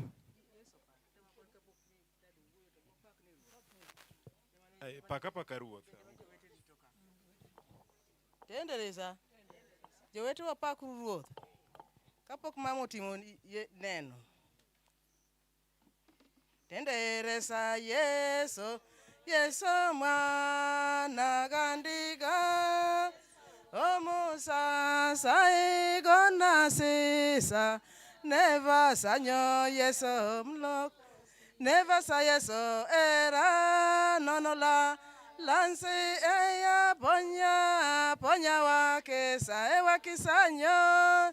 Kuma kenge misa sisera bolenjo. Oh Yeso wasewe Yeso Bwana tukute. Endereza Yeso ole mwana gandiga. Yeso omsa saigona sesa. Never sanyo Yeso mloko se. Tendereza jowete na. Yeso pake. Wayudo thuolo dakika mogik. To chunywa ne gombo ni mondo wapak ruoth ne mama Gladys Akelo majakwo jalalruok makado. Wabiro ka kuom nyathiwa mwang'eyo. Junior en nyathi lalruok. Nyathi John en nyathi jowete. Kendo jowete ong'eye. Kochakore Migingo Center mangima kaachiel kod lalruok mamoko. Omiyo wachunywa dwang' gombo ni mondo wapak ruoth ne mama mondo kochung' to yud teko moa e polo malo. Yeso pake. Wer 141. Nina imani nitafika mbinguni kwa baba yangu, njia ni kweli. Kuna vikwazo na mawezo, lakini nguvu zangu zaongezeka. Nikimuona Yesu msalabani nitakaza mwendo hadi mwisho. Nitaka kwendo hadi mwisho. Kaza mwendo, dada yangu kaza endo, na wewe uvumilie hadi mwisho. Yesu yuaja, kaza dada yangu kaza mwendo, na wewe uvumilie hadi mwisho. Yesu yuaja. Ninajua humu duniani nina vita vya kupigana na shetani adui yangu, lakini nguvu zangu zaongezeka. Nikimuona Yesu msalabani nitakaza mwendo hadi mwisho. Kaza mwendo hadi mwisho. Kaza mwendo, dada yangu kaza mwendo, na wewe uvumilie hadi mwisho. Yesu yuaja, kaza dada yangu kaza mwendo, na wewe uvumilie hadi mwisho. Yesu yuaja. Tunasafiri katika bahari ya mchafuko, tunapitia katika mawimbi ya kuogofya, lakini kweli hatuwezi kuzama. Meli yetu ndiye Bwana Yesu, kwa hivyo mwendo hadi mwisho. Kwa hivyo kaza mwendo hadi mwisho. Kaza mwendo, Dada yangu kaza mwendo na wewe uvumilie hadi mwisho, Yesu yuaja kaza. Dada yangu kaza mwendo na wewe uvumilie hadi mwisho, Yesu yuaja. Malaika watungojea huko mbinguni, taji zetu ziko tayari huko mbinguni. Lakini ukishindwa safarini, kazi yako yote ni ya bure. Kwa hivyo mwendo hadi mwisho, kwa hivyo mwendo hadi mwisho, kaza mwendo. Dada yangu kaza mwendo na wewe uvumilie hadi mwisho, Yesu yuaja. Tendereza. Koro wamiyo nyaminwa thuolo mondo wachie wach moro. Halo? Halo. Kora ngimana chuny opako Ruoth Yesu kendo gone Nyasaye erokamano ahinya maduong'. Awuoro atimo neno ka welo sea. Misungu ni adwa wacho kume matin ahinya. Gweyni luonga ni Jakoris. Tata luonge ng'eny na luonge ni Mos. Nyinge mondi agado no Mos. Twanyiero. Okane wuoyini oting'a kaka miyo. Oting'a kaka nyathi nyalo ting'o min mare. Kawachonu kamano to unyalo riwo to uloyo. Ringra ni ok ringra, an gi tuo chanda motieno seche moko kanindi. Ka ng'ato nena to nyalo wacho ni to min daktari ni dak chwe. Jowete, an awuoro Yesu. Yesu ni ema pod awuoro. An ang'e ywak ang'e ahinya. To ke gimori ne da yuago. Nerege nyo nindo ka, to kotimo neno, gidhi kapok gitimo neno nikech sang'e. Onge gima nyalo wacho. Nyathini kotieko university, koro wuon penje, wuon oluonga wabet piny. Kosu modwaro. En odwaro daktari to wuon ne dwaro japuonj. To Laban nosiep kod jaduong' Misak kabisa. Kinya mondo i Laban. Tako ne Laban nyathiwa. Winjie ni John dwaro kosu mar daktari. Kosetieko sikul university. To Misak dwaro no dhi e kosu mar puonj. Dhi kony na wachno. Laban nobiro mowuoyo gi John mowacho ni kare kiwacho na tere e kosu mar daktari. Tema koro dhiye. Nodhi. Wuoda kelo ni. Wuoyi ma misungu. En omisungu kata ng'ato dwaro gire to omiyo. Omiyo ta uwinjo nyaka nende kata nyithindo makade tim neno de uwinjo. Onge ng'ajo nochwanyo kata chiel jowetena. Ta wuoro odok to odhiambo. Pod oparo osiepgi mar wuon John to gi wuon mare. Kendo an nyocha kuma ni kik aidho ndiga peng mondo aidh mana gari. To an ng'ama thiedha en wuod odong'. Kata dhi nono takone nabiro yudo ni pesa bang'e. To paro osiepwa cha. Kata ma wuoyo nindo kanyo ero wuod nyorimbano nindo kanyo. To joka Laban nyong'e no nindo. Kendo be uneno gi ka. Osiep pod omoko nyaka sani nikech giparo osiep babane to gi wuon omolo. Onge gima nyalo wacho jowete. An ok anyal wacho ni kia John ang'o. Ang'e ni John otho kaka ji tho. Onge gima nyalo wacho kata chiel. Ang'e ni wuod nyorimbo dhi e polo. To wuoyi ni kiwacho ne gimoro kobiro dala ka kodok Kisii. Owacho ne jaode ni nyo mama wacho kama. Anyiero. Jaode ni be kapok okopna. To penjo. Bisetero ne madhi gimoro. Rudho ga wach. To be nyathino kone ni podi. Kiny John gochona. Kogochona to owinjo ka duonda ni piny. To penja ni Nyite dango na lot. In ang'e ni luor alot. Aneno gimidhi dwaro go rech, ok rech moko mathindo thindo mag hulogi. Rech! An onge gima nyalo wacho jowetena, mago romo gi Ruoth Yesu. Erokamano. Aya, min John machielo ka we amiye thuolo mondo owuo.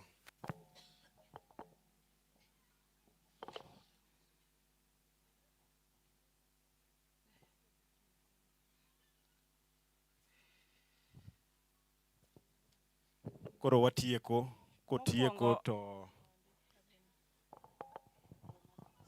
ne kanisa mata nyasi maler, ne AIC, kanisni mopogore opogore, welo gosiepe gi jok mochopo. Mos wi nying Ruoth Yesu ni Ruoth opaki. Mokwongo agone Nyasaye erokamano mosewuotho kodwa mogik sani.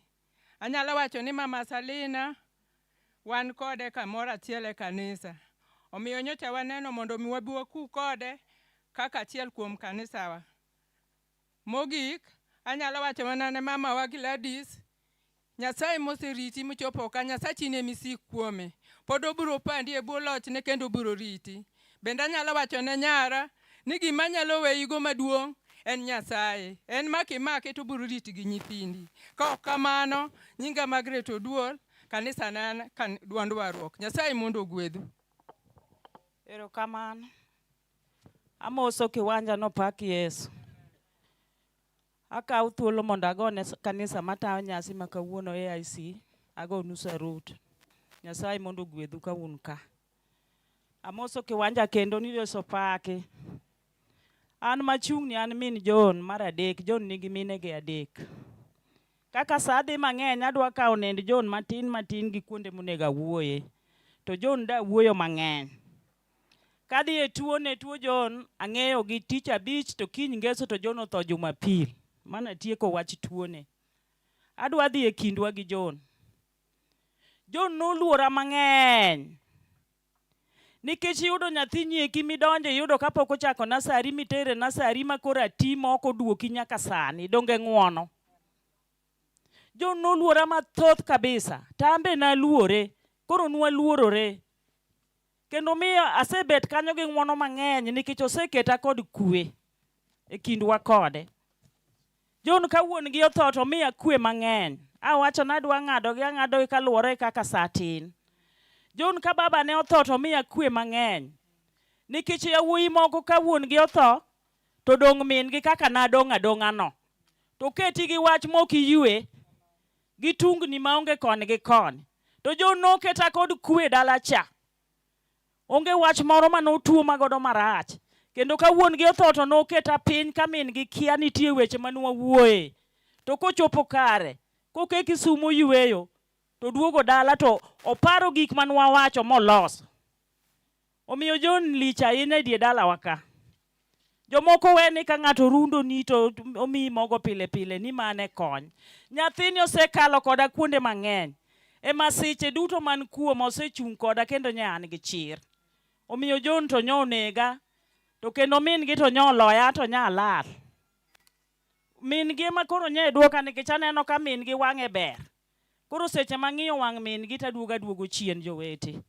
John nyo nega, John oseketo kwe kamisak gi nyithindgi. John otho koseloso gimoro amora e kinde gi nyithindgi. Kendo noketo piny kwa kia. Gibet ji 4 ma giloso koka giluongowa. Wan wadhi gi nyorimba kane giseloso. To kako loso noke Kisume kaka dhi. John boki kuodhi gi ng'ato. Kati chako ni kuodhago to biro wuok to weyi kanyo. To kati chunge e yo kuoma kikuodha to biro yieni mani to kibi winjo duonde.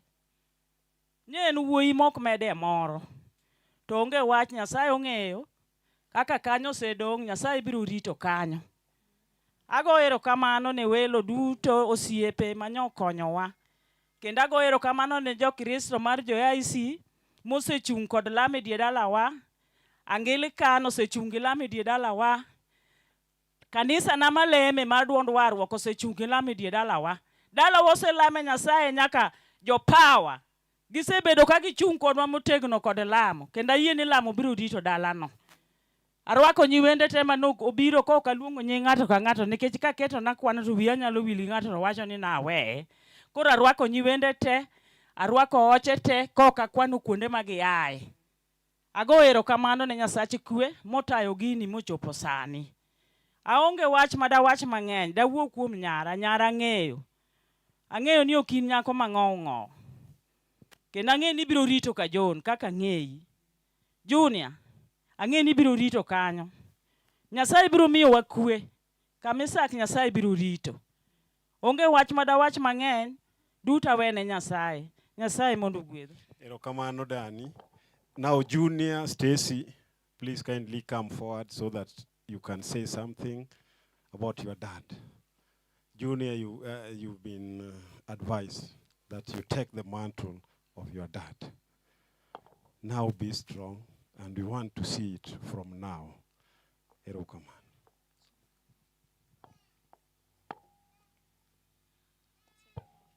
Good evening, everyone. Thank you so much for coming, friends, Pastor, and our kind family. I would like to say kind good things about my father. He really loved me. Yani akiniona anaanza kunita Kadonjele.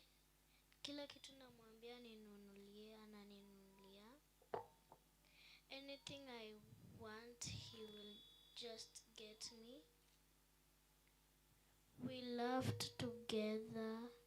He showed people kind. And I'll just try to read it from the book. Daddy, you are my best friend.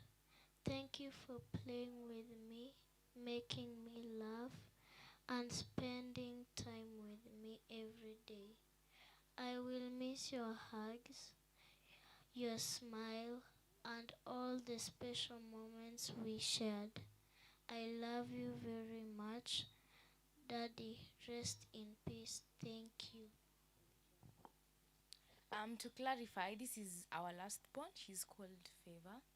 Okay.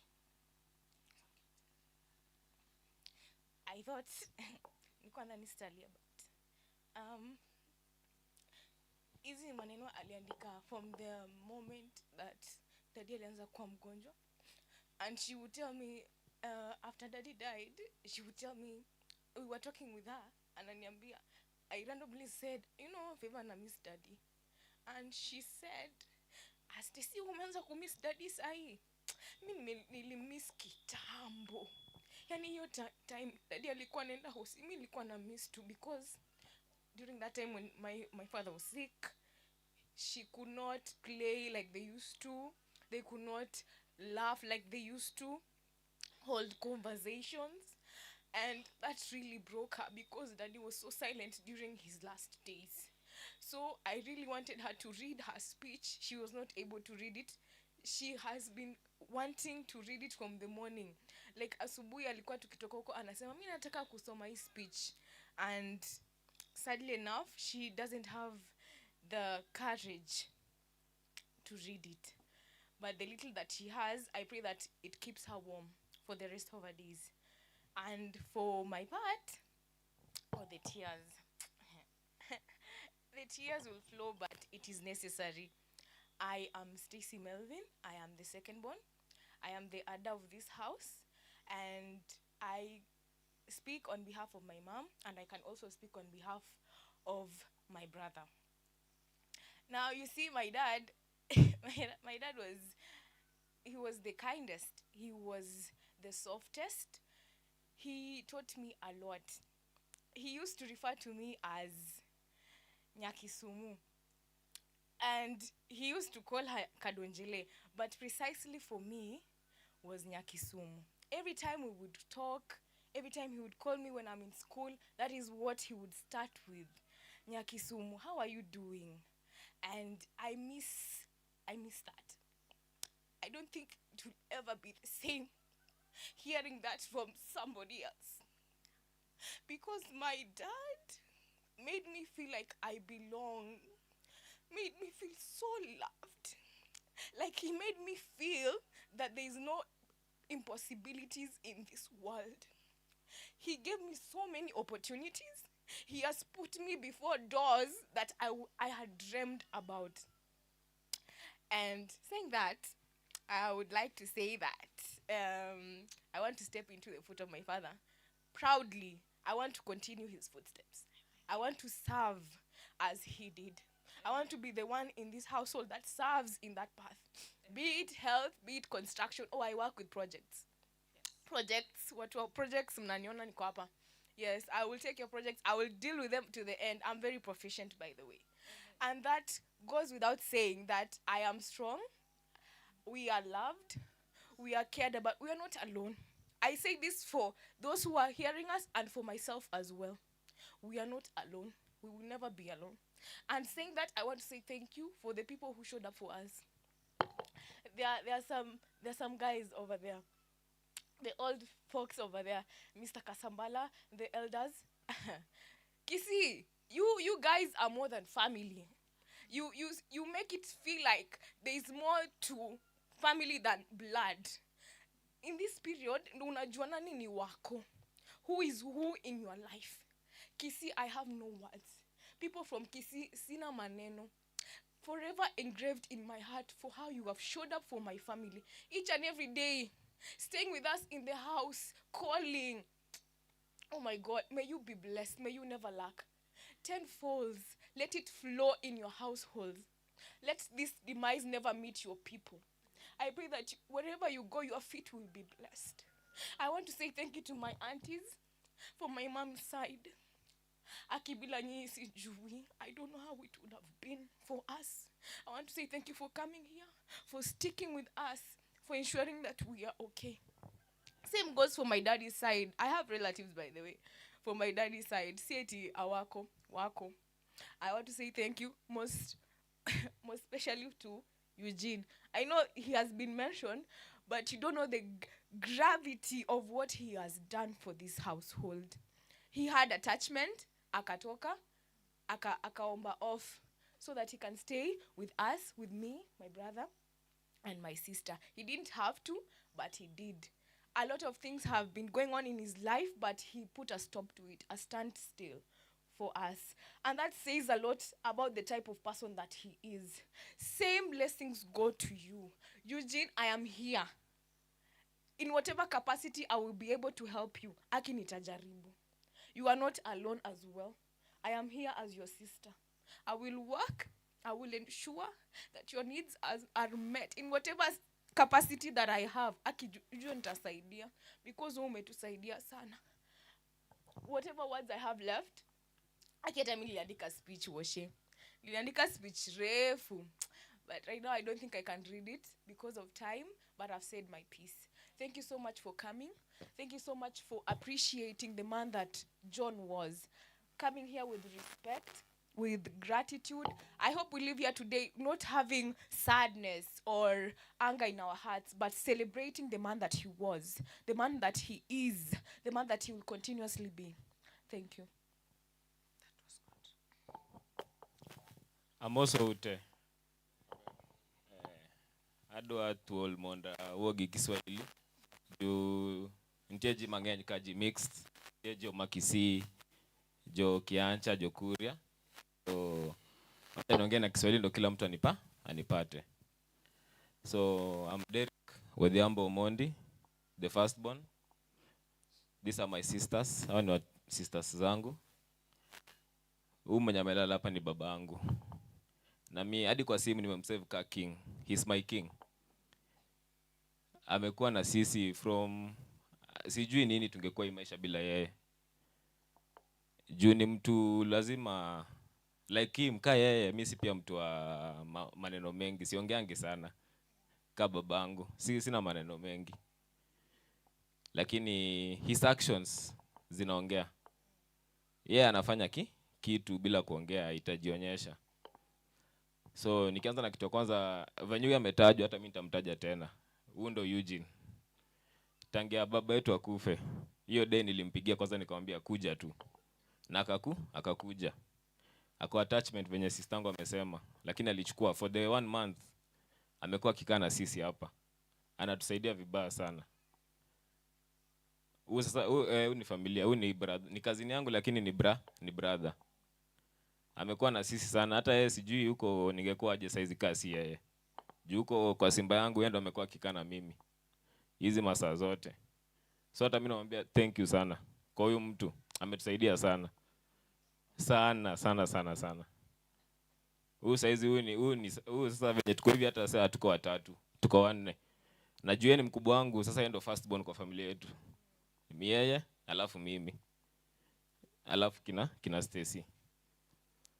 Sasa huyu mwenye amelala hapa, mimi kitu moja nitasema tu, kitu inaniuma. Babangu hakufaa kwenda hivyo. Na hiyo imekataa kutoka kwa akili yangu. Hiyo inaniuma sana. Time yake iko imefika. No, hiyo na sidhani kama nitawai kuwa sawa nayo. Hadi siku mimi nitakufa niende kwa grave. Hiyo si kitu nitawai kuwa sawa. Sitawai kubali. Bado sijakubali na sitawai kubali. Never. Lakini wacha arrest hizi. Najua kila mtu wako hapa incapacity, huyu ni mtu mwenye kana za kusaidia, angekusaidia venye anaweza. John Martin Omondi. Na si angekusaidia alafu ende kuongea. Ana kusaidia na hiyo ni yenu, imeisha hivyo. So namwambia sana, my king, rest easy. Apart from Eugene, kuna Mingi. Kuna wenye wamekuwa kikaa na my mom pia. Wa area daily wanakujanga wanalala huko ndani. Wamekuwa kitusaidia huko kazi. Kila kitu wanafanya, wanasaidia mom kina Minomondi, Nyakisumu, Nyamaseno. Wako wengi wanajijua, asanteni sana. Mmekuwa there for us. Watu wa Kisii, huyu venye mwataja wamekaa huko kina Kasambala, watu wa church walikuwa hapa lakini wako na haraka, kuna wenye wamerudi. They have been coming like every 4 days, lazima kuna watu wa Kisii wanakuja. That's where huko ndo tunakaa. So we have another family there. Watu wamekuwa kikuja hapa na tangia kufa hatujakuwa ile compound haijakosa watu. Daily lazima kuna watu wanakuja. Asanteni sana kwa kila mtu mwenye amekuwa na sisi. Another thing, DJ, nilikuwa na request. Venye kuna cousin yangu Lemi alisimama hapa akasema, my father alikuwa mtu wa reggae. Na leo tuko hapa kumsindikiza. Leo ni siku yake. As much as ni inauma, but we still celebrate his life. Tukimtoa hapa tukaenda kumzika DJ. Mbaba alikuwa mtu wa reggae. So tunamsikiza na reggae. Akienda huko lazima mchezee reggae hadi tumzike. Hiyo ni request nimeomba. Hizo ndo vitu alikuwa anasikia hadi ndo anafunza reggae hadi nikapenda. So lazima tumsindikize na reggae. Hizo ndo zilikuwa wimbo zake. Hiyo nimeomba DJ, umenisikia? Hiyo nimeomba. Tukitoka hapa tukimbeba tukienda hivyo hadi azikwe hadi mchange yekwe. Tunamchezea reggae. Hiyo ndo kitu alikuwa anasikia. Si ni hivyo? Hakuna shida hapo.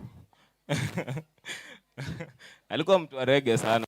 Amenifunza reggae hata mimi. Venye yule alisema pia alimfunza reggae my cousin.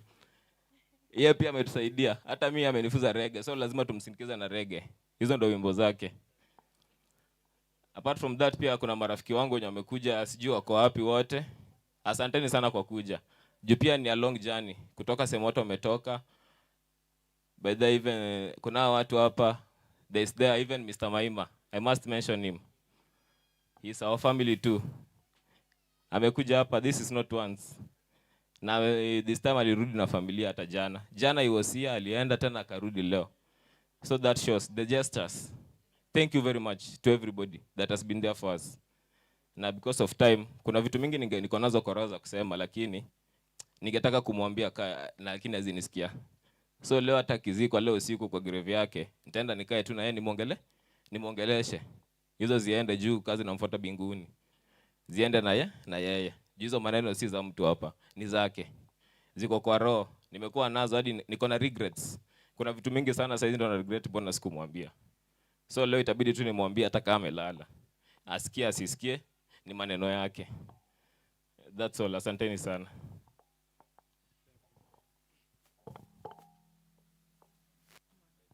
Oh, by the way, ningetaka huyu aseme kitu kidogo. Ataka.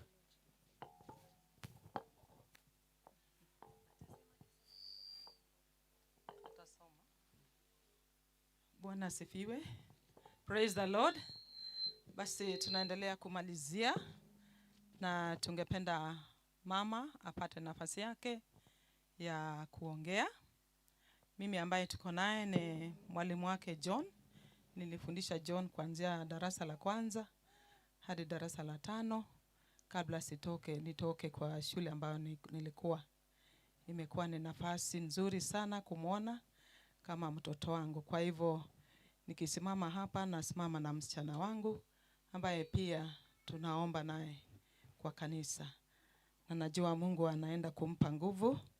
Tungependa kuimba tu stanza moja ya Bwana au sehemu yangu. Ni stanza moja tu, alafu atachukua nafasi aweze kuongea juu ya mpenzi wake. Na tuendelee. Bwana u sehemu yangu, rafiki yangu wewe, katika safari yangu tatembea na wewe, pamoja na wewe, pamoja na wewe, katika safari yangu tatembea na wewe. Bwana Yesu asifiwe. An iluonga ni Janet Otieno. Mae en dawa. Onge gima dwach kuom jaduong' mosenindo. Dago ni mana erokamano nikech an be harakati mana donje bugo machal gima mama Maiska odonjone gi chung' koda. Omiyo anyalo nyiso mama Iska ni onge gima tamo Jehova Nyasaye kuom gigo duto mwakadhe kata kuom gigo duto mwatimo.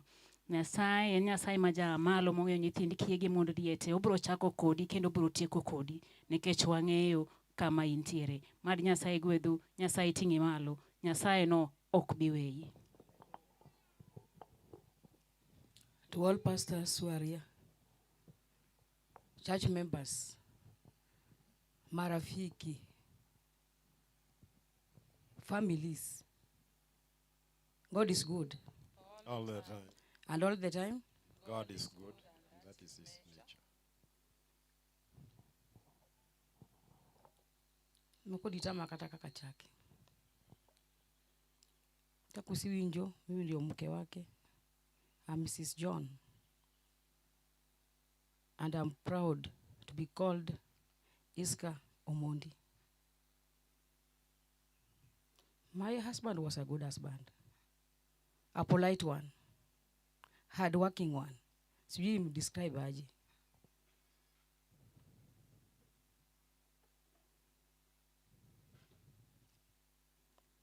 Tumekaa na yeye from the year 2000. Wangapi hapa uko na mke ambao amjawahi pigana kwa nyumba? Si wako wachache sana. Wanaume na wauliza swali, si mko wachache? Huyu hapa. Wako wachache sana, si ndio? Ni kweli. Watu wanakosana kwa nyumba. Huyu ni mtu ukianza kuenda juu anakuambia unanipigia kelele.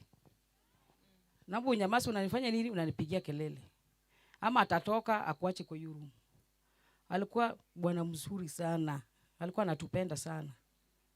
Alikuwa ana provide kila kitu. Kila kitu. Uvi sijui saa hii nitafanya aje.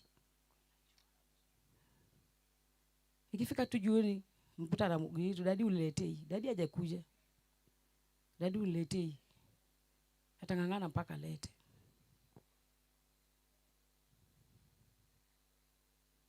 But nashukuru Mungu alinipea bwana mzuri. Na nashukuru Mungu. Sasa amelala hapo kama tulikuwa tunapendana sana. Nilikuwa namuita Jaherana kwa Kijaluo, my love. Hata nimemsave view my love. Stroke Igwe. Alikuwa Jaherana. Tulikuwa tunapendana sana. Tukitoka tu job tunakaa tu pamoja. Hawa watoto wanasema hakuna siku wamesikia tunagombana kwa nyumba. Mpaka sasa hivi Junior amefika this age, you can ask them. Hakuna siku tumegombana hivi watoto wanasikia mami na dadi wanagombana. Mpaka tumekuwa hivi. Sio ni neema. Hakuna siku.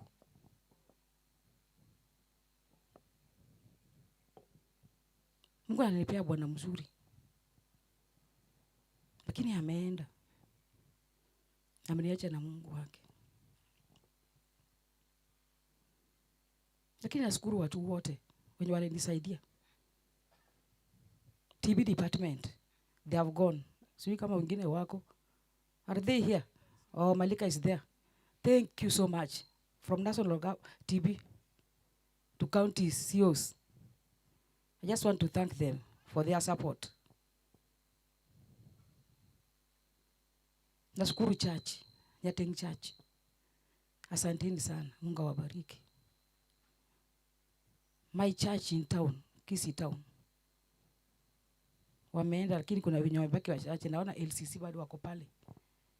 Akina Kasambala wako pale. Niliwaambia mnaenda wapi? Naona wamerudi wameketi. Just wave like this. Au ni LCC. Wako watatu pale. Asanteni sana. Nashukuru pastors wa Nyateng, Pastor Adede, Dan. Walikuwa wakaribu sana. Tena nashukuru Mungu kwa sababu amenipenda. Ameniweka nimezoeana na pastors wengi sana. Tangu nipate shida, naona pastors wamekuja kwangu sana. Kutoka Kisii, kuna wenye walikuwa wanafanya hapa kitambo, wameenda.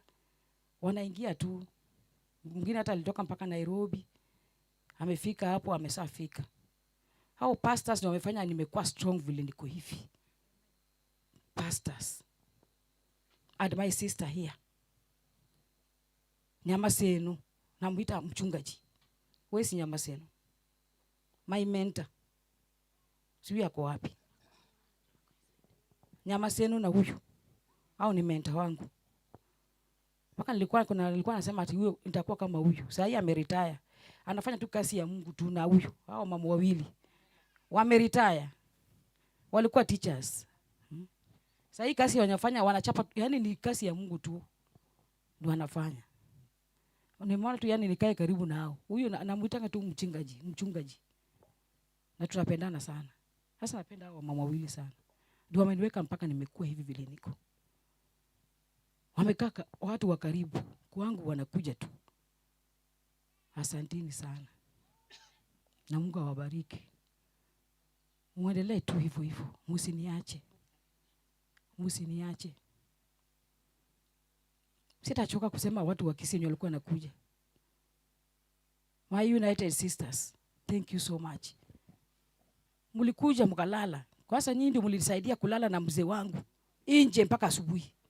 May God bless you. Walikaa na mimi kwa baridi mpaka asubuhi. Can you stand up please? United Sisters. Hao ndio nilikaa nao kwa sanduku mpaka asubuhi. Hao wasichana. Na huyu dadangu huyu ndio walikaa na mimi kando ya sanduku mpaka asubuhi. May God bless you. Mama Ruth. Mary Gisori. Ndio huyo hapo.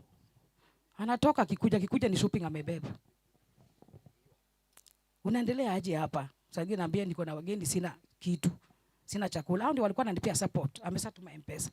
Sasa hiyo wakati wengine wanafikiria watu wakikuja kunitembelea wananiachia pesa. Nilikuwa napewa support kutoka kwa hawa. Wakikuja hivi nawaambia shida yenye niko nayo, wananisupport. Wako wengi, Mrs. Kasambala. Shopping yenye niko kwangu ni hao watu wa kutoka Kisii. Wakikuja wanabebana. Sasa hata kuenda kwangu bado niko na masiwa. From first week. Wananiletea vitu, sukari, rice. Nataka tu niambie watu hivi, mtu akikuja kwako wakati umepata shida, sio lazima mpaka alete pesa. Ama nimedanganya?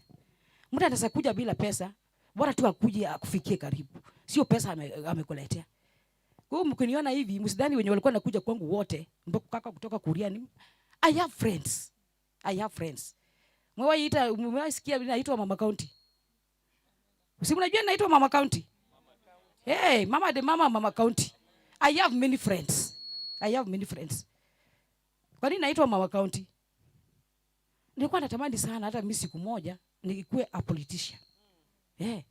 Na mwenye alikuwa anisupport hata nilianza kumwambia aki usiutafute pata uchukue loan, unisupport ndio huyu amelala hapa.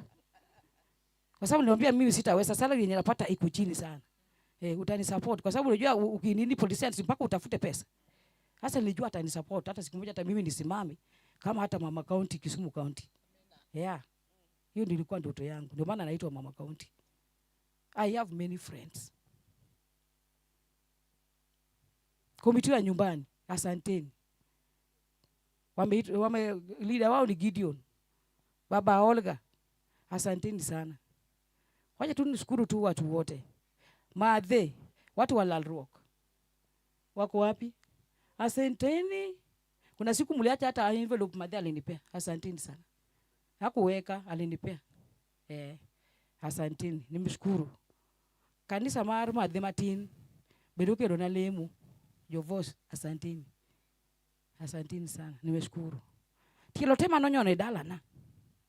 Tamana ido chandukni. Man tilo manu nyono go dala nago kiki kamano. Nyasa yugo tilo manu nyono dala nago. Tanya sa mudimi ateko muda medi nge wat Nyasaye. Mane madhi gola oko. Kange wat Nyasaye dala dhi chung. Magi to wegi ka to nyaka iko gimuda ngika ka ada konyogi. Eni mana lemu. Pastors nyating, munisaidie tu kuomba. Kisi, hivyo. Watu wa nyumbani tupendane. Kanga to yudo chanduo, kikunyera inya. Shida iko kila mahali. Hatujui kifo inakuja haje. Ariambo kwa soka ariambo. Ikiana ubiro nango, ubiro isadi. Ya John ilifika hata sikujua huyu. Ni mtu alikuwa mgonjwa. Amepona. Ametoka hospitalini Wednesday. Akarudi kwa nyumba Wednesday. Tukakaa na yeye. Thursday akakaa. Friday nimesava nataka niende shule, ananiambia mimi nataka niende nyumbani. Namuuliza unaenda nyumbani? Naona uko weak. Ati mimi naenda nyumbani. Naenda kuota jua. Ona hapa kuna baridi sana. Mimi nataka niende wote jua nyumbani. Alafu ananiambia unaona mguu yangu? Nikiendelea kukaa hapa itakuwa wiki. Sasa nataka kuenda kutembea kwa boma yangu. Hata akiwa kwa OC ni mtu alikuwa na plan zake. Kama mafundi wako hapa. Wengi tu aliwapigia. Hiyo Sunday ya kikufa kuna mafundi walikuwa hata wengine walikuja wakati tunamtoa hivi walikuwa kwa gate. Walikuja kuweka digester kwa nyumba ya kijana. Imenunuliwa iko pale. Fundi wamekuja Saturday nikamwambia huyo unamtafuta hayuko. Wakarudi Sunday. Alitupigia tena jioni akatuambia tupige tuweke hiyo digester. Kwa hivyo ni mtu hakujua hata yeye anaenda. Na saa zingine anakuja anasema ama alijua na alinificha. Kwa sababu wakati nilingangana huyu daktari ameenda anaitwa Tuli. Tukupeleke OC. Daktari ananipigia kutoka Kisii. Anakataa anasema mimi ni kuchoka nimechoka. Kwa sababu nameza dawa na vile nilitravel, you could drive. Nimefanya nimechoka. Na kukula na kula vizuri. Si hata wewe utaona duku ile amechoka ni madawa na kutravel. Hata wakati nilita Moses hivi Moses alibia tukupeleke OC ati hapana. Alikata yeye amili na mtu ana sweat. Bisi wangu amekufa kama ni kusweat na baridi. Nasikia baridi dakika kidogo nasikia joto. Nasikia baridi dakika kidogo nasikia joto. Na nikiangalia mwili yake inapungua. Tulienda OC. Ya kwanza hiyo wiki ya kwanza kuna mwenye alikuwa anaona consultant. Akampeleka alimwambia aende apimwe, akamwandikia vitu aende apimwe. Akaenda Lancet. Vitu kila kitu ilikuja normal. Sasa ndio sasa anasikia tena amechoka. Mimi anasema tu nimechoka. Mara anasikia magoti inamuuma. Akasema acha nataka niende daktari mwingine. Ndio sasa alienda ilifanya akaenda Busungu. Hapo mpaka walichukua culture. Blood culture, urine culture. Alikufa kama results hatukuona hivi na macho. Kwa sababu results ilikuwa 7 days. Of which walikuwa walete hiyo that Wednesday. Wednesday tukatoka kwa ward kama results bado. Hiyo Friday wakati daktari wanamwambia daktari tunasikia sauti iko chini. Hiyo Saturday anaambia madaktari mimi bado nangoja results. Sijaona results. Kwa sababu walimwambia akona kidney infection. Asa anangoja results aone hiyo kidney infection imeanza aje. Na walikuwa wanamuuliza, mzee wako anakunywa pombe? Kabia hajawahi kunywa pombe. Nini imeleta hiyo shida? Ndio mara walichukua hiyo nini waende wafanye culture. Mimi nimeachia Mungu. Kama ni Mungu aliona aende hivyo, acha niachie Mungu. Yeye ameenda kupumzika. Kwa sababu naona hata kama uko na kidney, naona wanakaanga sana paka wanaongezwa damu. Dialysis wanafanyiwa. Na huyu wa Wuda Kelo 2 weeks mtu ameenda. 2 weeks. 2 weeks. Wanagundua hivi na anaenda aje. Ni kama alikuwa na ugonjwa fulani, ovichi sasa nataka tupuje nitafuta hata daktari aniambie ama nikudanganya, alikuwa anadanganya. Kwa sababu nilifollow up hiyo test yenye alifanya. Vile alikufa hivi kasema hapana. Hebu wacha ni follow up hii test. Akanitumia hiyo. Ovichi dadangu ni anajua, ananiambia hebu nisome kwa sababu wewe ndio daktari. Uniambie shida mzee wangu alikuwa nayo ni gani. Lakini ukiangalia mwili yake ni mtu alianza kukonda. Alireduce sana. Mpaka alikuwa ananiambia kwa nini unakonda? Kwa nini? Hasa siku yake ilifika. Ameenda kupumzika. Lakini alikuwa mzee mzuri sana. Anapenda watu. Lakini kwa matanga yake nimelearn a big lesson. Of which sitaongea. Ndio watu wanasema pata shida ndio ujue. Ndio hiyo nimelearn. Wacha tumsindikize. Aenda pumzike na amani mzee wangu. Ameacha Jakuris. Ninashukuru Mungu sana. Mzee wangu ameenda. Tumekaa hiyo 20 something years. Sijawahi kosana na mama yake. Najiita mwanamke bomba. Sijawahi kosana na mama mkwe. Those 20 something years. Hata kusimama na hivi tunabisana hivi. Hakuna madhe yako hapa atawaambia. Mimi ni mtu hata nikiingia hivi. Madhe uko na hii. Hauna nini ananiambia.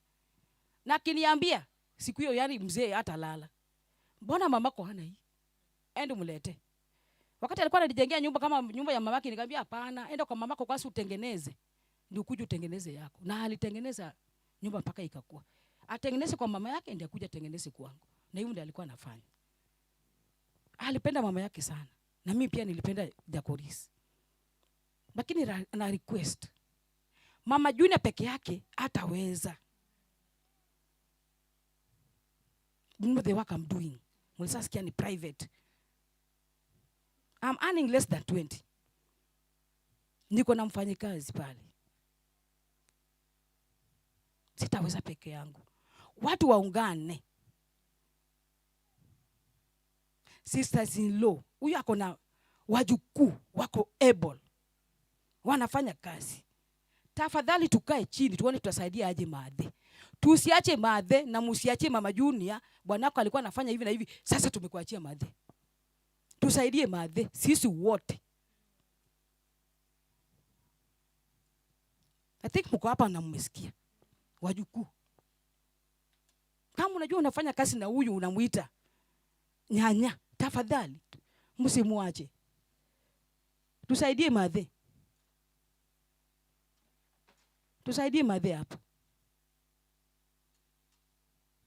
Ukiwa na kitu hata kama ni 200, mtu akituma 200 na mwingine atume 200, mwingine atume 100, sila madhe ataendelea kukua. Ukiwa na pesa yako kidogo unafanya shopping, umesharuhusa hapo. Tusaidiane.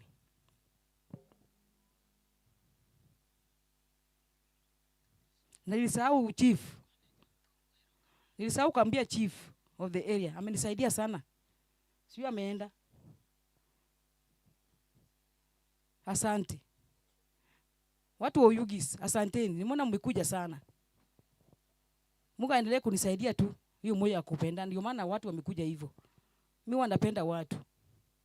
Ndio maana unaona watu wa Uyugis wamekuja hivyo. Na hata watu from Kisii.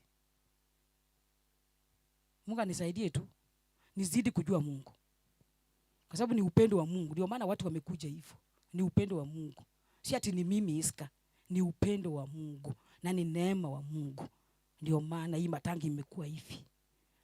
Nilikuwa naombea, lakini Mungu thank you amejibu maombi. Kuna chorus tunaimbanga, anajibu maombi, anajibu maombi, anajibu maombi, na kuamini Bwana.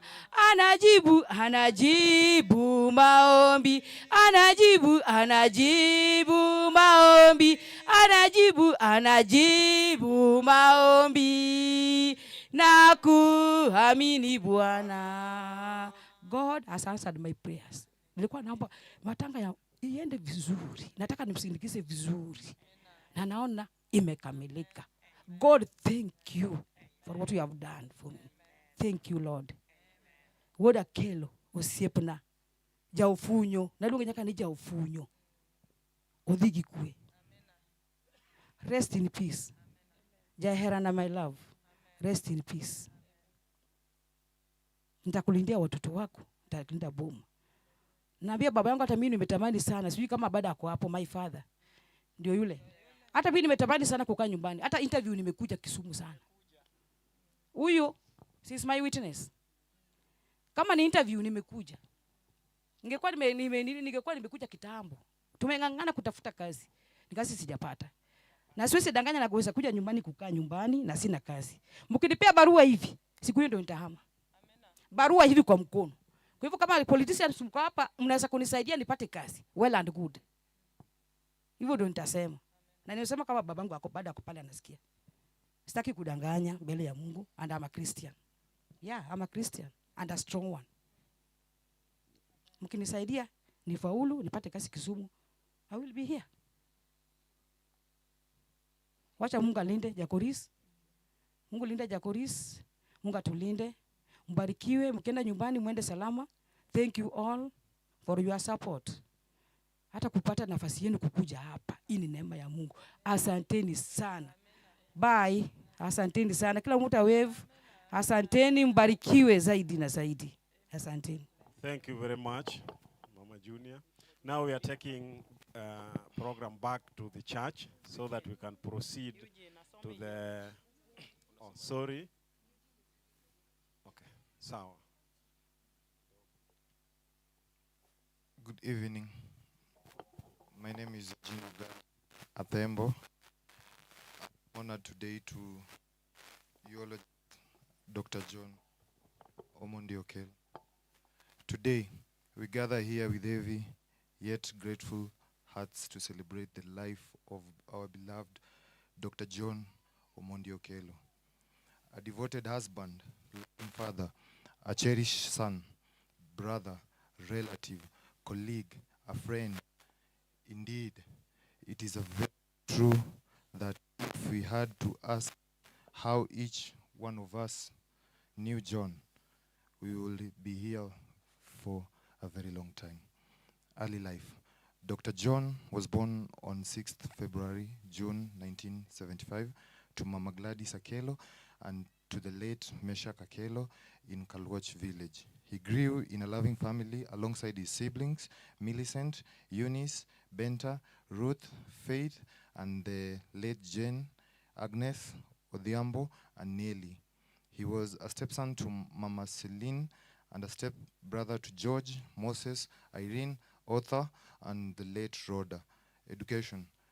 John began his education at Ufunyo Primary School, where he laid the foundation of his future endeavors. He then proceeded to Otienoyo High School for his secondary education, excelling both academically and socially. He professed for a career of his lifetime.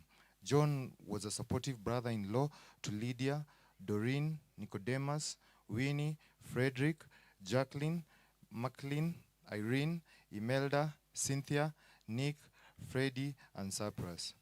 Professional career.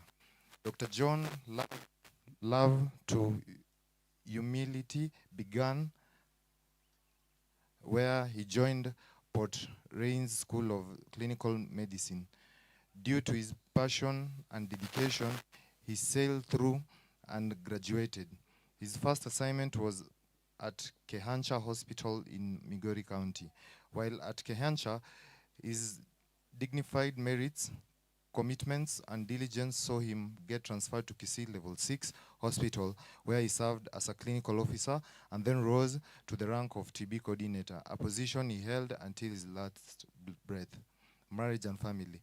In the year 2000, John married his only wife, Iska Alo Ogutu, with whom they were blessed and treasured children, Derek, Stacy, Favor Genevieve, and there were the pride and joy of Dr. John's life, extended family.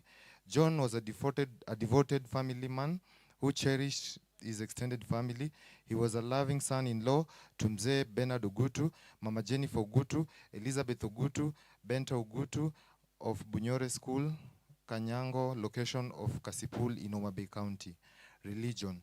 Dr. John was born in a Christian family. He devoted his life to God as a member of African Inland Church. He attended Nyateng Church and AIC Kisii Town Church. He kept the faith until his last breath. Health, sickness, and demise.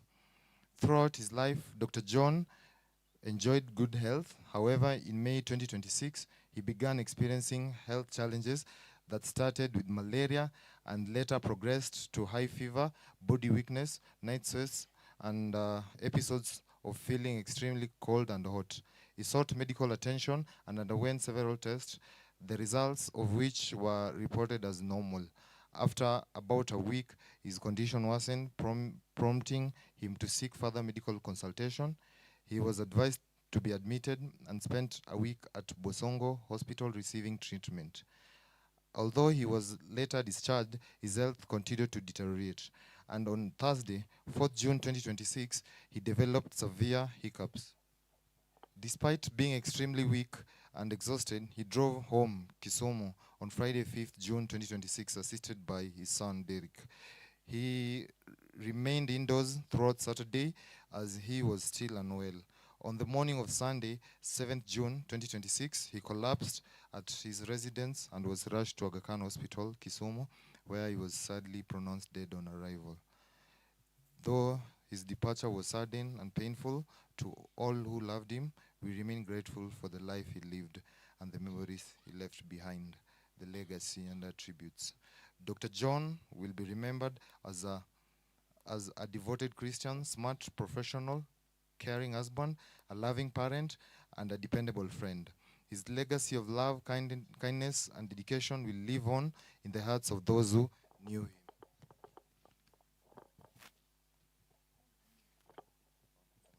The appreciation. We, the nuclear family of Dr. John, sincerely acknowledge with deep appreciation the overwhelming love and support that we have received following the demise of our loved family in charge. Special thanks to our family members, churches, relatives, neighbors, friends, NGO, on our team, TB coordinators, the National TB team, Kisii Teaching and Referral Hospital, colleagues, and the entire AIC family for the tireless effort and support. We may not thank you all individually, but accept our sincere appreciation for walking the dark and the painful journey with us. May the good Lord richly bless you all. Amen. Rest in peace, Dr. John Omandi. Thank you very much. Msamaha kidogo, nilisahau watu wa Kiancha. Kuna watu tulikuwa tunaishi nao Kiancha kitambo, Kuriani walikuwa hapa. Asanteni sana kina Mama Laki, Akinuchieng, asanteni sana. Mino Modi na Mama Pastor, mali wako, asanteni. And I have 3 families from Kisii, Oliech, kuna nani mwingine, Maimas na Tobis. Asanteni sana, mbarikiwe.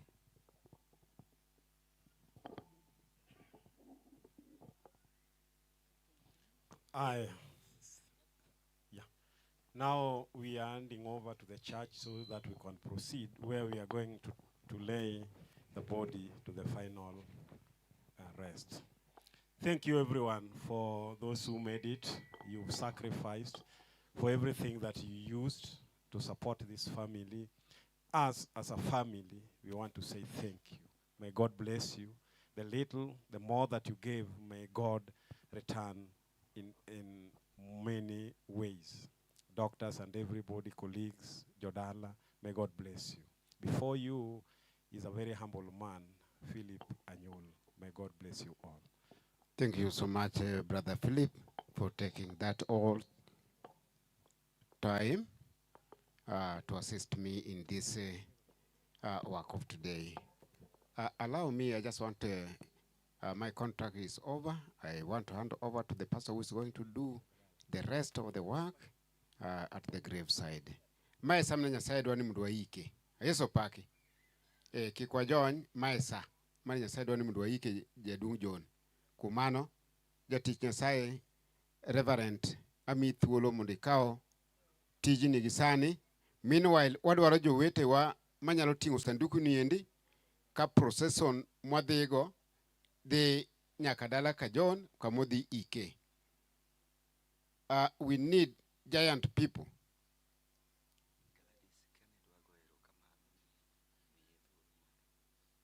Erokamano. Mama nigi wach moro. Wiyo wili wach moro we wachane.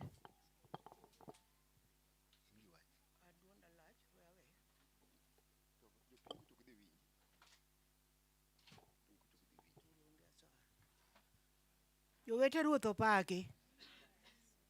Anie got ma idho tek sani, Satan okelo wich wil moro kuoma ne Pastor Gario. To gi jakomna mar welfare. Jowa gi asechando ahinya nikech seche moko kadho higni 2 tachandogi. Chieng' moro ne gichung' koda Migori nyara ne leme kanisa mojakore kodwa AIC ni iluonge ni Kwe Kanisa Pondo. Koro japondo go ne neno ka koro nyara tuo ok dhi e sikul, ok dhi e kanisa, mane giringo giwe piny. Jowete wariyo gi noisoro koda. Paska dede na akwero ni ok dhi ok an gi Paska ma jakisumbwane oromo to nokwer. Gladys adhi ma kata dhi tho.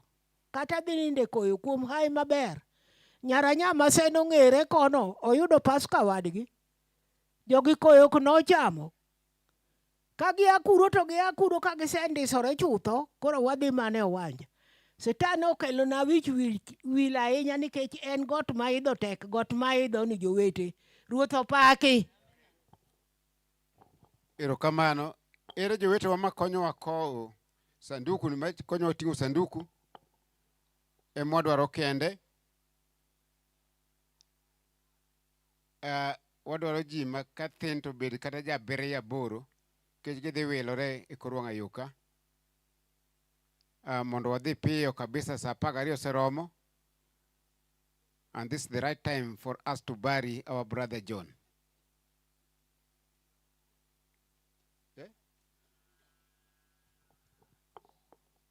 Amiyogi thuolo an mari a control gi na gin mamiyogi. Mano ne tija jadung. Just be patient. Pastor karibu.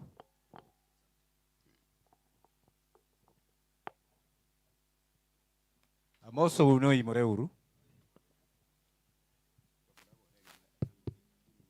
Jo Kristo imore uru.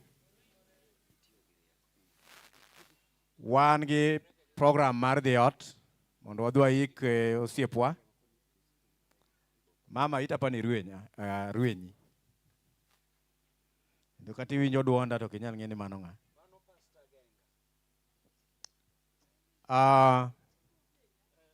Elda di miyowa kaka onyalo wuotho. Nikech wabiro weyo ka giwuotho ka wan pate warito gi e graveyard. Okay, procession dhi chalo kama. Pate biro telo. Pate wachungi. Pate biro telo. Then coffin biro luwogi. Family nitie ng'egi. Kwapako Nyasaye. Kwapako Jehova Nyasaye gi wer ma jatich Nyasaye dhi miyowa. Amen. Wabiro chung' malo gi wer namba 184 kaka Nyasaye biro telo nokwadhi. Yawa duondi malach nikech wadwa wer marabora. Ok nasiki kangang Duna osekan e polo kod Yesu, malaika luonga dhiyo. Waritane jogi. Endo kende ok nasiki.